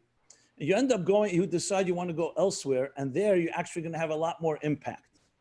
That's not necessarily enough reason, but the point is you can always have a lot of factors. That's why you have to take it all into account and ultimately see what Torah would say about this, which means what God would say, and that's ultimately the reason. So I don't think this is a black and white, which we've been pointing out time and again. Sure.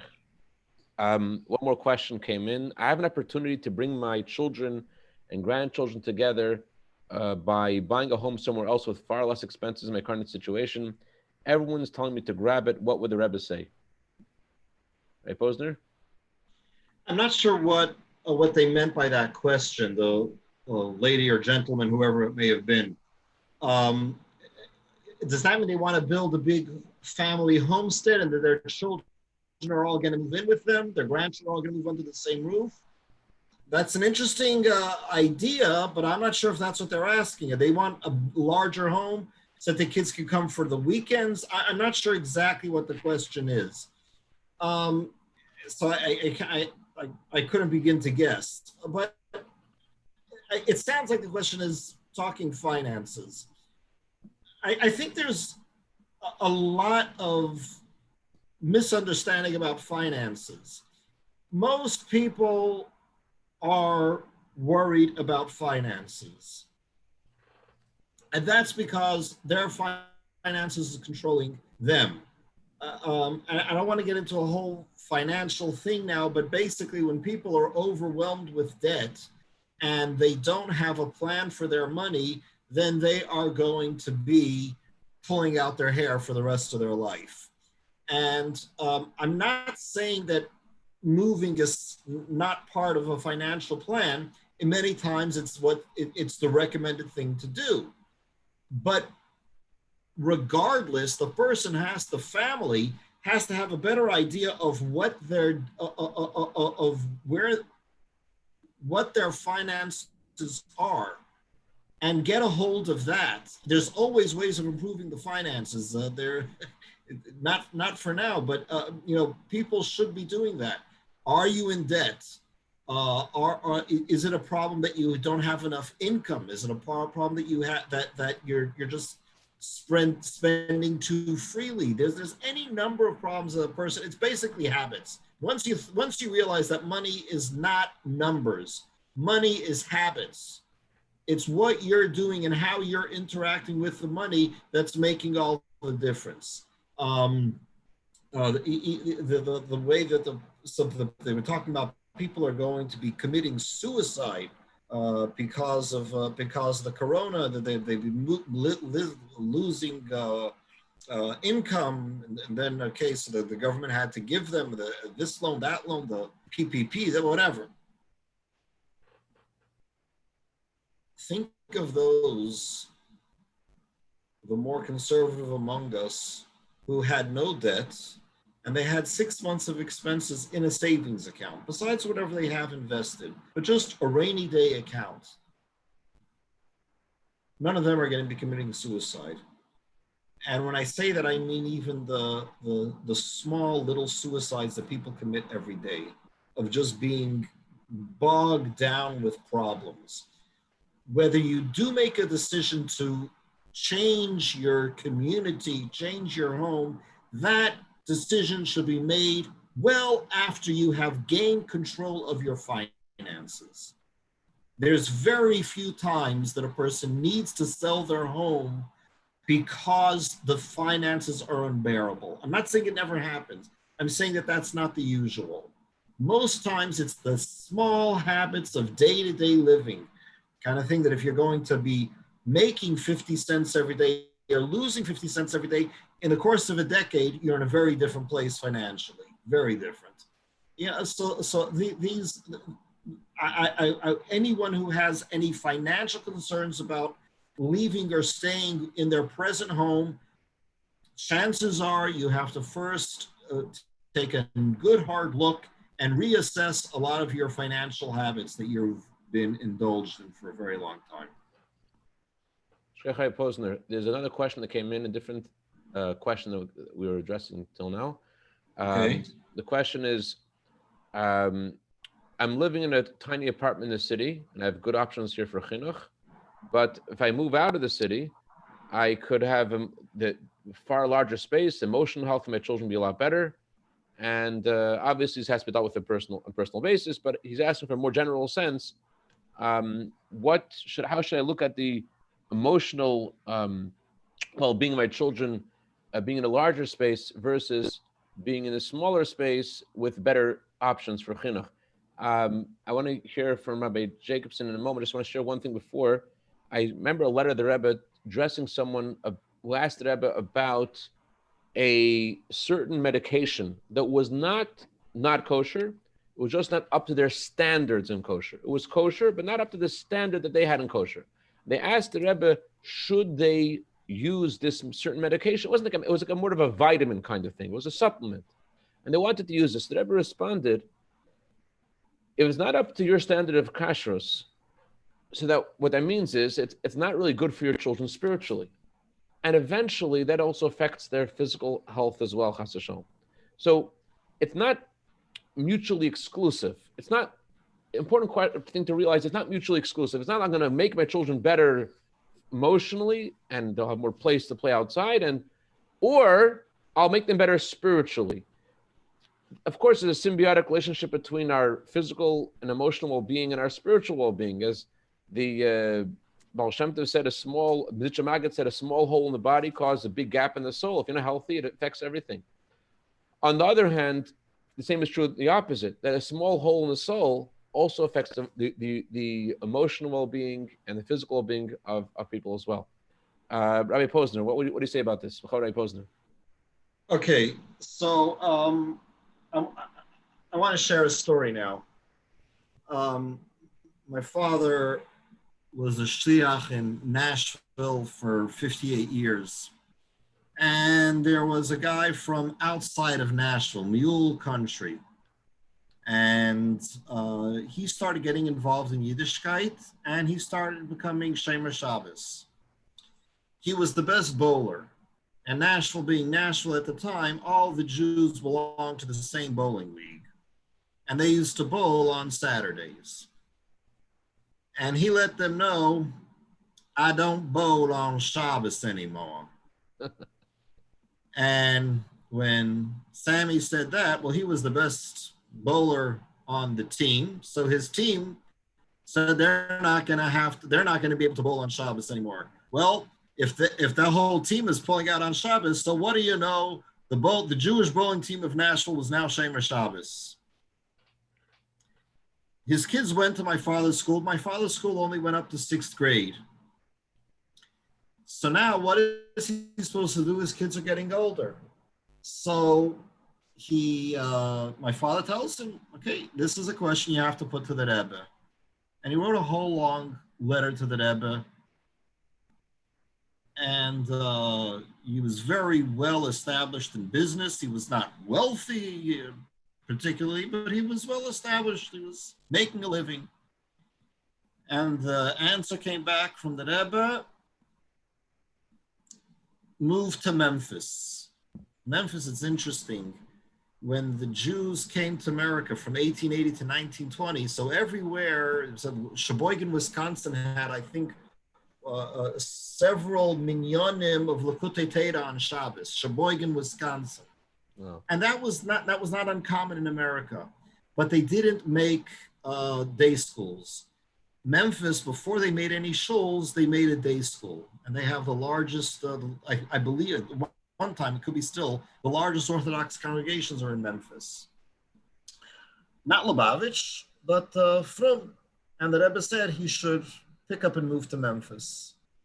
And my father was thinking, how's this guy going to take this answer? And he hears the answer. He says, well, if that's what the Rebbe says I have to do, then that's what I have to do. And he moved to Memphis. And Baruch Hashem, I'm in contact with his children. We're very close still. And he was matzliach with his children. He was matzliach in his business. There was a woman who had asked my father about having another baby. And my father says, well, why wouldn't you want to? He says, well, I don't want to deprive the daughter that I do have of the good things in life. My father said, like what? And she said, like party dresses. So my father said, would she rather have one sister and 2 party dresses, or 4 sisters and 1 party dress? And my father answered, I have no idea. She had another child. I don't know how many party dresses they had. there, if you look at the numbers, they say that the average home has increased. So that now, if I'm not mistaken, I'm going to choose numbers now. There was the approximately 600 square feet per American in a home, and now in American home it's 1,200 square feet. Americans have gotten fatter, but not that much fatter. So, you know, trust me. I mean, again, it's very easy for me to speak. I have a very big house, and Baruch Hashem, most of my kids are married. But when you start thinking about, I'm ready to sacrifice my children's, not just their social life, but their chinuch, their formative years, for what? For more square footage? Maybe there's a way that I could make my home just work a little bit smoother so that we don't feel that we're cramped. And again, I mean, we also lived at a time we had a 2-bedroom house, 5 kids in a bedroom. And we had, even when we were out here, we had 6 kids to a bedroom. And there's no question. You sometimes the answer is yes. You do need to move. You need a larger house, but not always.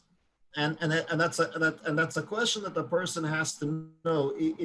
Not necessarily is that's what's needed, but for all the reasons of to stay. And here you see where this guy, Sammy, his influence in Nashville was enormous. But it was a question of staying in Nashville to influence, or for his own children's chinuch that Rebbe said to leave. So I would say, based on that, and again, it's just my own interpretation, the children's chinuch has to be number 1, number 2, and number 3. And then let everything else come to think of it. And I want to leave you just one more story about that. There was a couple here. They were having profound financial/legal problems. And a friend of theirs was a mutual friend with Adin Steinsaltz, and asked Adin Steinsaltz to send them a letter of support, encouragement. And his answer was pretty brief on the support part. And he said, focus now on your children's Jewish education. Why? Because one way or another, this situation that you are in is going to be resolved within 15 years. It will be a memory. But your reality now of what you're putting into your children and their education, their Yiddishkeit, that is going to define your reality of 15 years from now. Yeah. Enough said. Rabbi Posner, Rabbi Jacobson. We can move to the next question. Okay. Next question is, there's a few people asked a similar question. How do I figure out the best place to live and launch? How do I find out which kind of community I should move to so I can have the best possible impact and define my place? So how do I want to move somewhere, as Rabbi Jacobson was saying before about you living in, let's say, in Crown Heights, and you want to go somewhere and be active and do something. What are some important things to consider? Well, going back to the principle of Hashgacha Pratis, it would always be easiest if we could just send a letter to God and say, where do you want me to be? Right? That would have been the nicest. If we all came out of our mother's womb with a little packet that said, this is your shlichus, your mission, this is where you should spend the rest of your life, or several places, that would have been the easiest. But God didn't make it that way. For whatever reason, he made part of our mission is to find our mission. But he said that if you put your effort and you make an effort and you follow my guidelines, meaning the Torah's guidelines, you will find what it is. So I go back to my initial remarks. If that's your approach, that you want to know where Hashem wants you to be, so first thing, you can be guaranteed that if you go with that intention, you'll find out. Because God would not ask us to do something that we don't have the capacity to do. So then how do you find out? So let's go back to what we've been saying, because I think it really applies to all the questions here. You have to have a Torah perspective that's objective. You have to put everything into the pot, including, let's begin with the children and their chinuch, spouse, other factors. If a person, for instance, says, I want to go on shlichus, wherever it may be in the world. You know, we have people who grew up in America, now in China, in Asia, in places they know language, culture, completely different. All this, if Hashem wants you there, that's where you go. If you're ready for that, and you bring in the right your mashpia and rov, and ask the right questions, it won't take long for you to find out where you belong. If, however, you start mixing other cheshbenis, like you're saying, let's say finance. Finance becomes very important. I could have a bigger house, but I could have a smaller house and be happy, or a bigger house, and I don't know what will be the case. That's not the cheshbenis that come from Torah necessary. That's other factors involved. I'm not saying they're hepech Torah. I'm not saying they're opposite. But you have to be an honest person. If you really want the answer, you'll find the answer. Because the first thing is you have to ask yourself, Hashgacha Pratis is you right now here. I'll take myself as an example. I'm a good example in a certain way. I grew up in Crown Heights. I was born and bred here. My parents are both from Russia. They came after World War II. Okay. Common Lubavitch story. And I grew up here. I went through the whole yeshiva system. I obviously was quite aware of the Rebbe's call for shlichus. My friends, almost every one of my classmates went on shlichus somewhere. And I'm still in Crown Heights. You could say, what am I doing in Crown Heights? Am I less committed to the Rebbe's shlichus?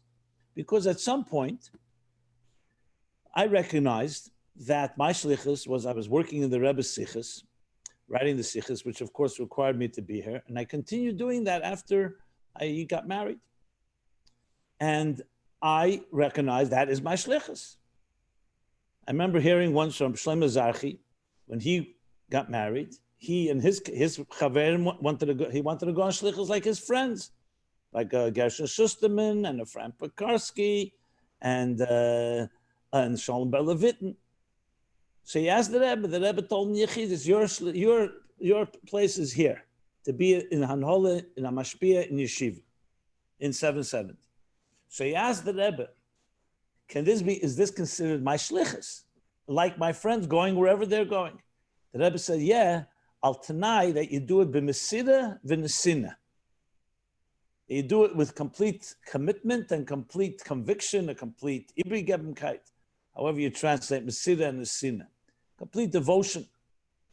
So, I mean, as a joke, so I said to Nu, he says, Nu, I don't know if it was mesida or nesina, but the bottom line is, what was the Rebbe saying? Shlichus means that you're dedicated not to yourself, but to the cause that the Eibishter sent you to this world for. You're dedicated to the cause that the Rebbe, who's the Eibishter Shliach, came to tell us what our Shlichus is. And in that sense, if you do it with that type of Mesidus Nefesh, you can do it anywhere. Now, obviously, it's a lot easier to do it when you leave the comforts of Brooklyn and Crown Heights, because you're going and you're out there, and it's just much more challenging, but also very much more gratifying in a way. It's harder to maintain that Mesidus Nesina when you have all the ice cream shops and sushi places and restaurants. I don't know if there are any of them open nowadays in Crown Heights and all the comforts, but it doesn't mean you can't do it. So it ends up being, if you ask those questions, that's how you will find your answer. So the first question is, why are you moving? Why don't you do your shlichus where you are right now? Now, if you say, I can't do it here, I really want to go out. Look, you have Rabbi Posner, grew up in Nashville.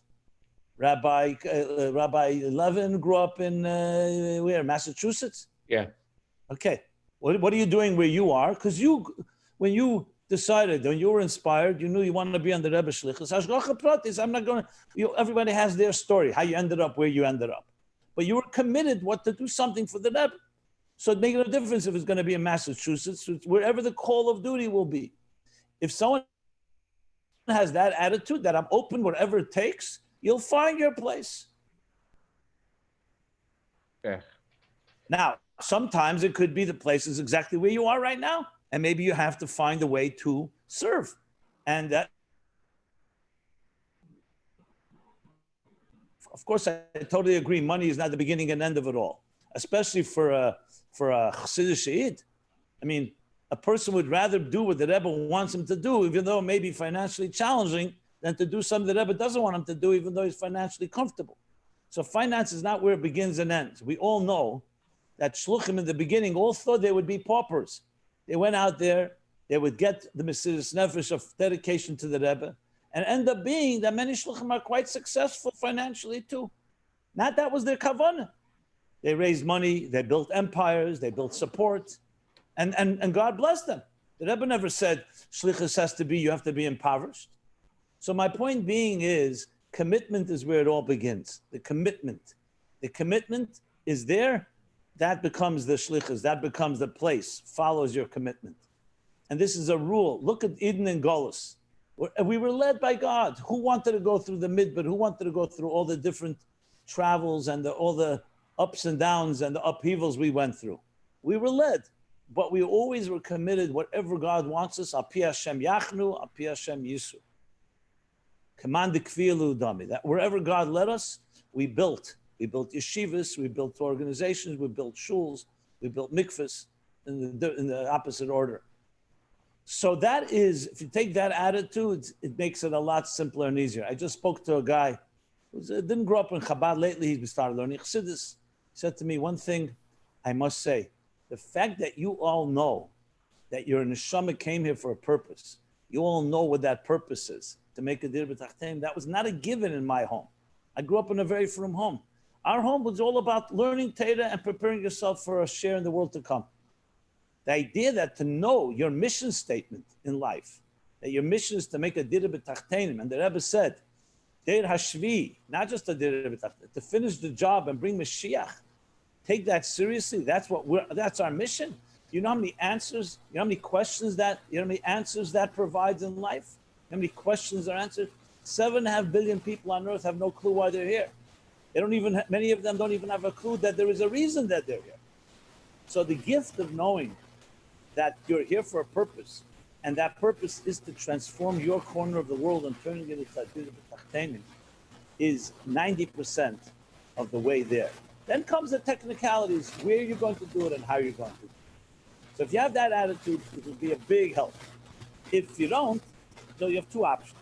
Either learn that attitude, the hanging around Chassidus and more fabrengens like we're doing right now, or you're going to have to struggle a little more in answering these questions. That's my few words on this time. Rabbi Jacobson, it's getting late, and I know, Rabbi Jacobson, it's almost 3 o'clock in the morning where you are. I want to, this is the question that was just put in. It's too early for my morning class, so we can keep going. There's a question that came in, and this is a question that everyone in Los Angeles is asking different ways. And these are the words of the question. And when you answer the question, please also give your concluding remarks, because as it's getting late. Here's the question.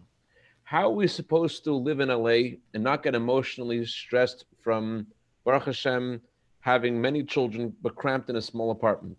Kids are getting older and complain that they need space, and in LA to buy a house you need a miracle. Somewhere else you'll be able to live like a mensch and therefore be happier. So again, how are we supposed to live in LA and not get emotionally stressed from having many children but being cramped in a small space? Rabbi Posner? It's a question about the how, not the. Okay, oops. I'm just unmuted. I'm muted in 1 second. Let's try again. I pressed unmute. Let's say. Okay, you're on. No, you're not. Yeah. Okay, go ahead. Yeah, it's not easy, and this I do speak of experience. And I'm glad that experience is past. Is past.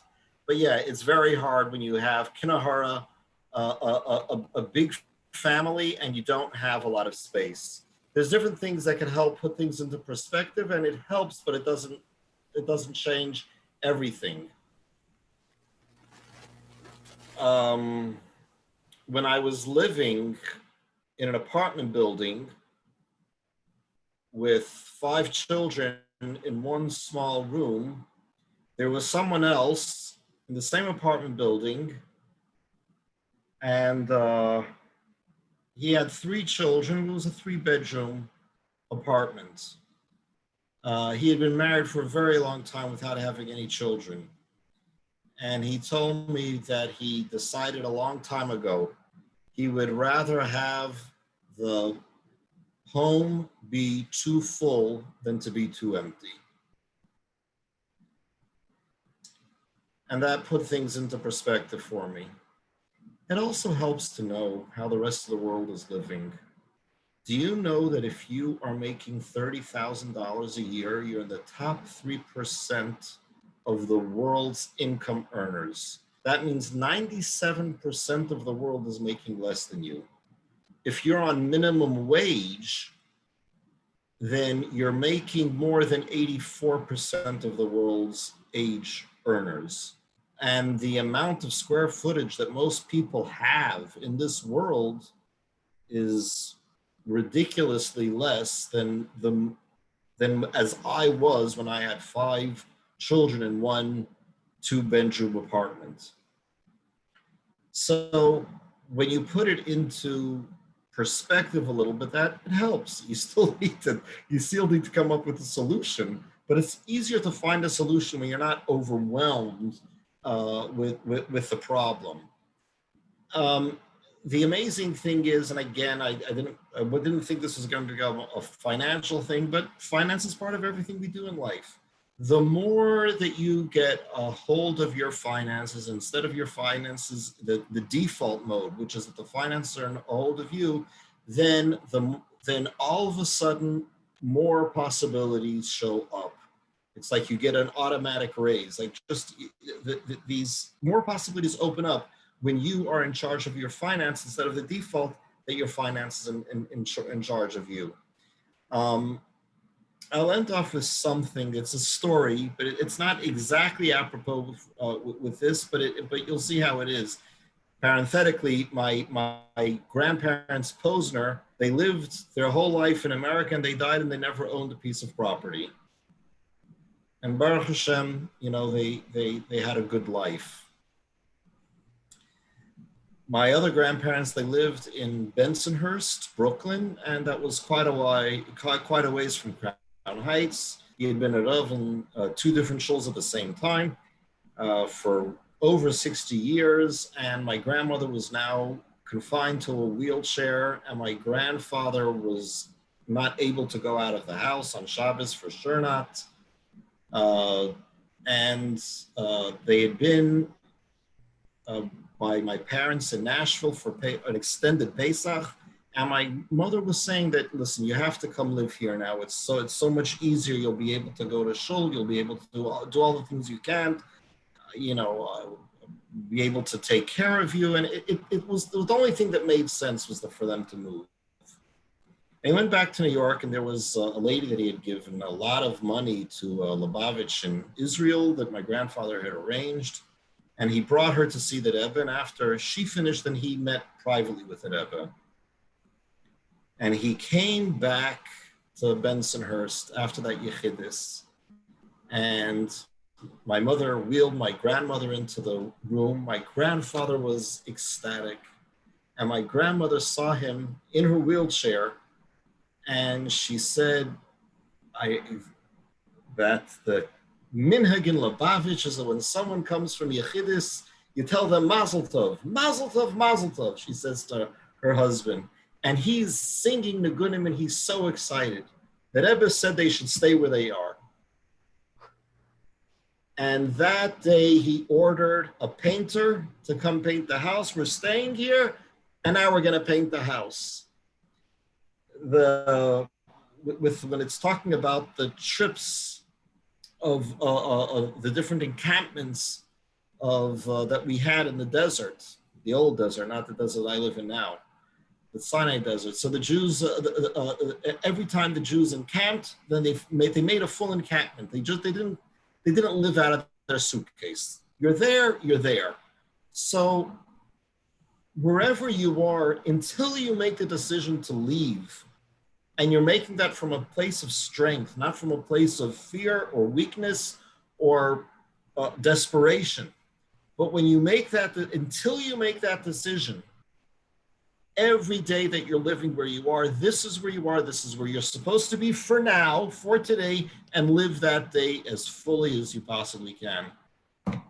Thank you all for this wonderful, for bringing it. And again, as we said in the beginning, this is just the beginning of a conversation.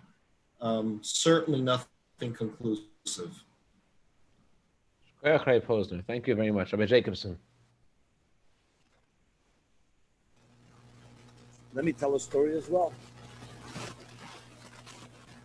When the Frierdiker Rebbe came to America in 1930, the first time to visit, he visited many of the different cities, and one of them was Chicago.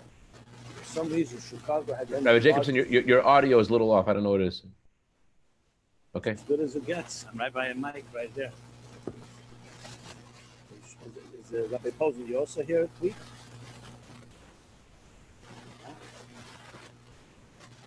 Yes or no? Yeah, it's weak. I don't know why. Is this better? We hear you, but there's something background noise. I don't know. Okay. No background here at all. Nothing going on. Quiet. Nothing. Completely quiet. All my children are out of the house. My grandchildren are out of the house. It's 2, 3 o'clock in the morning. I have no idea why. Has it been this way the whole time?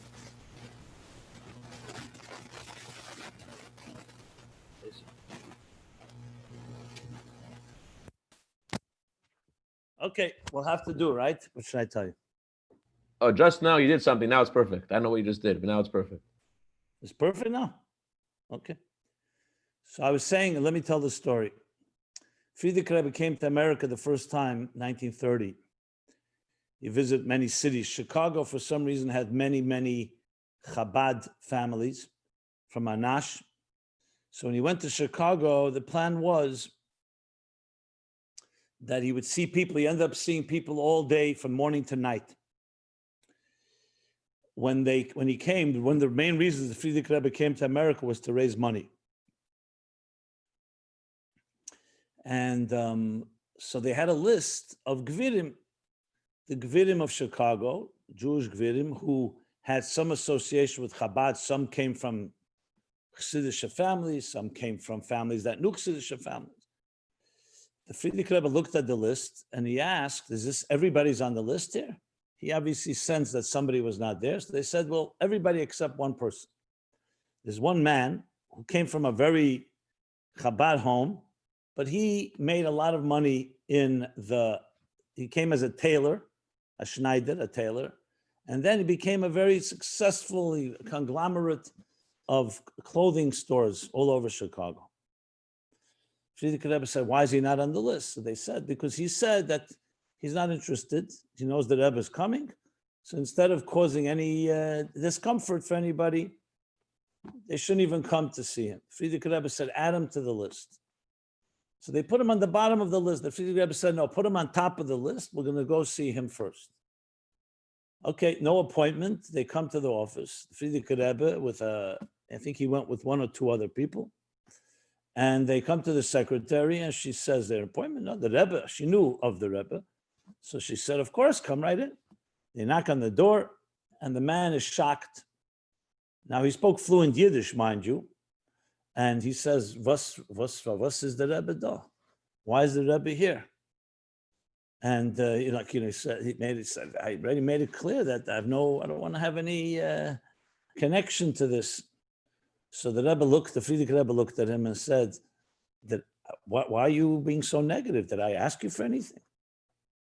So he says, so why are you here? Why is the Rebbe here? So the Frierdiker Rebbe pointed to his kapota and he said, you see, I have a button here that's loose. And I hear that you run a clothing the business and you're a tailor. So I need someone to tighten, to re-sew my button.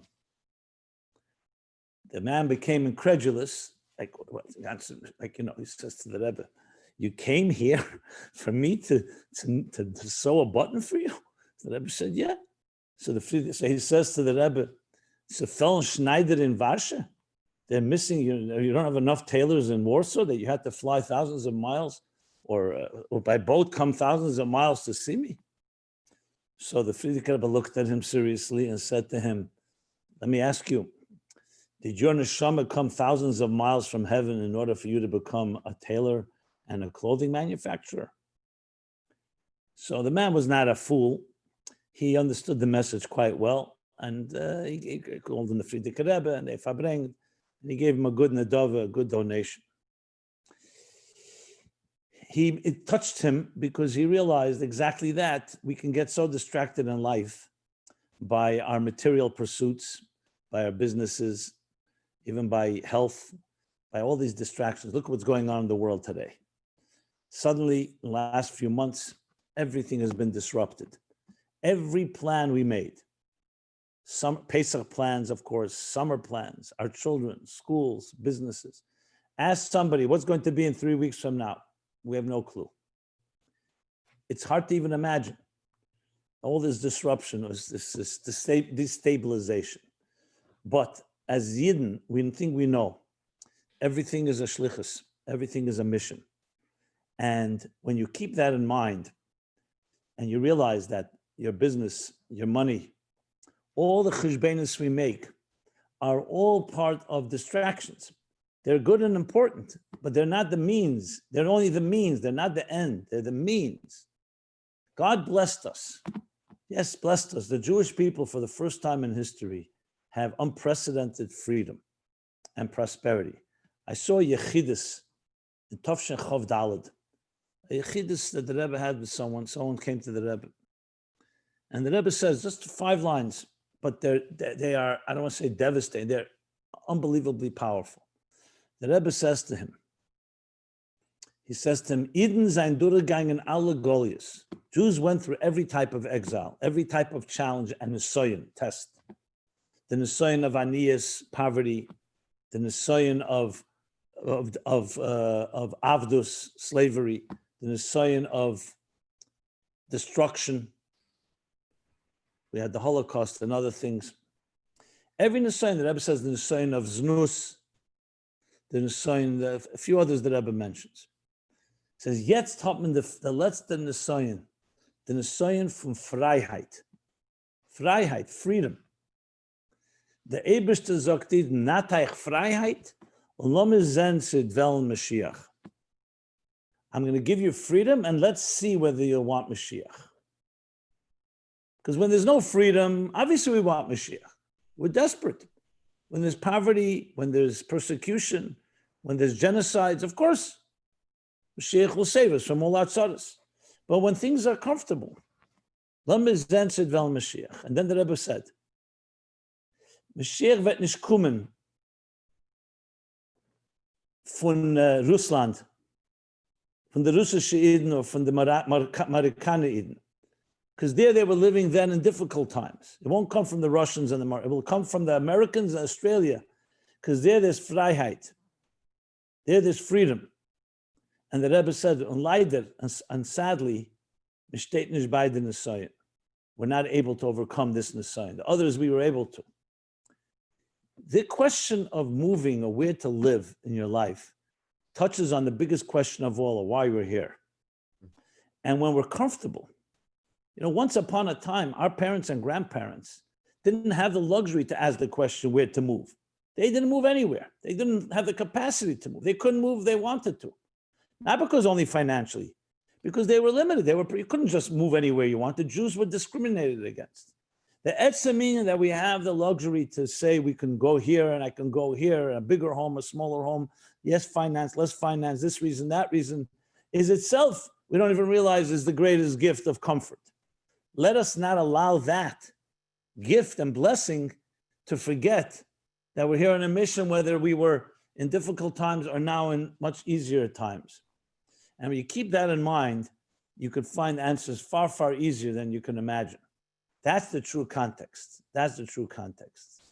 The Rebbe told us the word shliach, shlichus, everyone takes into a narrow definition. No, it's a broad definition.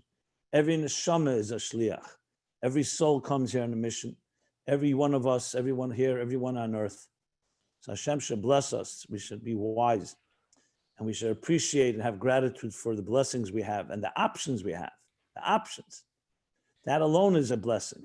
And make sure to use the options in saying, okay, here's the best way for me to say thank you to God and thank you to the Rebbe for giving me a shlichus and figuring out what's the best way to fulfill my shlichus in this world. Thank you for having me. And yes, it is a continuing conversation. And I, again, very strongly encourage, if you really want to get somebody, you have to follow up with talking to someone, a mentor, mashpia, someone that you can bring all your questions. Do not hesitate. You and your spouse, bring it all to the table, and assured, if you go with the right intention, you'll find your answer. Jacobson. Just not to be outdone, also share a story. My grandfather was there when the Rebbe came today, 79 years ago, to New York, and Rebbe Folgelman al Vashalom, the previous Rebbe had arranged that there should be some kind of verbringen to welcome the Rebbe, and the Rebbe sort of tested those American boys who were there in the yeshiva in 770, and the Rebbe actually said, "I heard the American boys are well versed in Likut Deburim." In the previous Rebbe's talks, the Rebbe tested them on the previous Rebbe's talks. The Rebbe's arrival to America, the Rebbe himself spoke about his own arrival to America as a day of renaissance and transformation for American Jewry and the world. This is a day which is not just a day that happened many years ago, but today is a day with the energy of today, is a day of transformation. When the previous Rebbe visited the yeshiva in Warsaw, the chazan, one of the yeshiva students was chazan that day, and since the Rebbe had visited the yeshiva, this particular student decided we should skip the confessionary tachnon prayers. The Rebbe is here, right? So he finishes, it was mincha, and he skipped the tachnon, and after he finishes mincha, the previous Rebbe comes over to him, and he goes over to the chazan, and he says, "Why'd you skip tachnon?" He says, "Because the Rebbe is here." So the previous Rebbe responded, "The Rebbe being here is a reason not to sin. It's not a reason to skip the confessionary prayers. The Rebbe's arrival to America is a reason for us to be elevated to a whole different plane and to think with the lens that Rabbi Jacobson, Rabbi Posner have given us, to think of what can we do and how can we spread the teachings of Yiddishkeit and Chassidus to another frontier, to another person, and fulfill the whole purpose of why the Rebbe came to America, which each of us could look at our own lives and see how much has changed because the Rebbe is here in America, and think, what can we do personally to bring those teachings and that inspiration to someone else and get the job done, and this is a time of Geula, and that one thought, one word, one action in that direction could be the one that could mamish make it happen tonight. And we should see this and should think about this. And the B'kar of mamish in Yerushalayim and HaKadosh and Mashiach Tzedekenu. Thank you, everyone, for joining. Shkoyach. Thank you.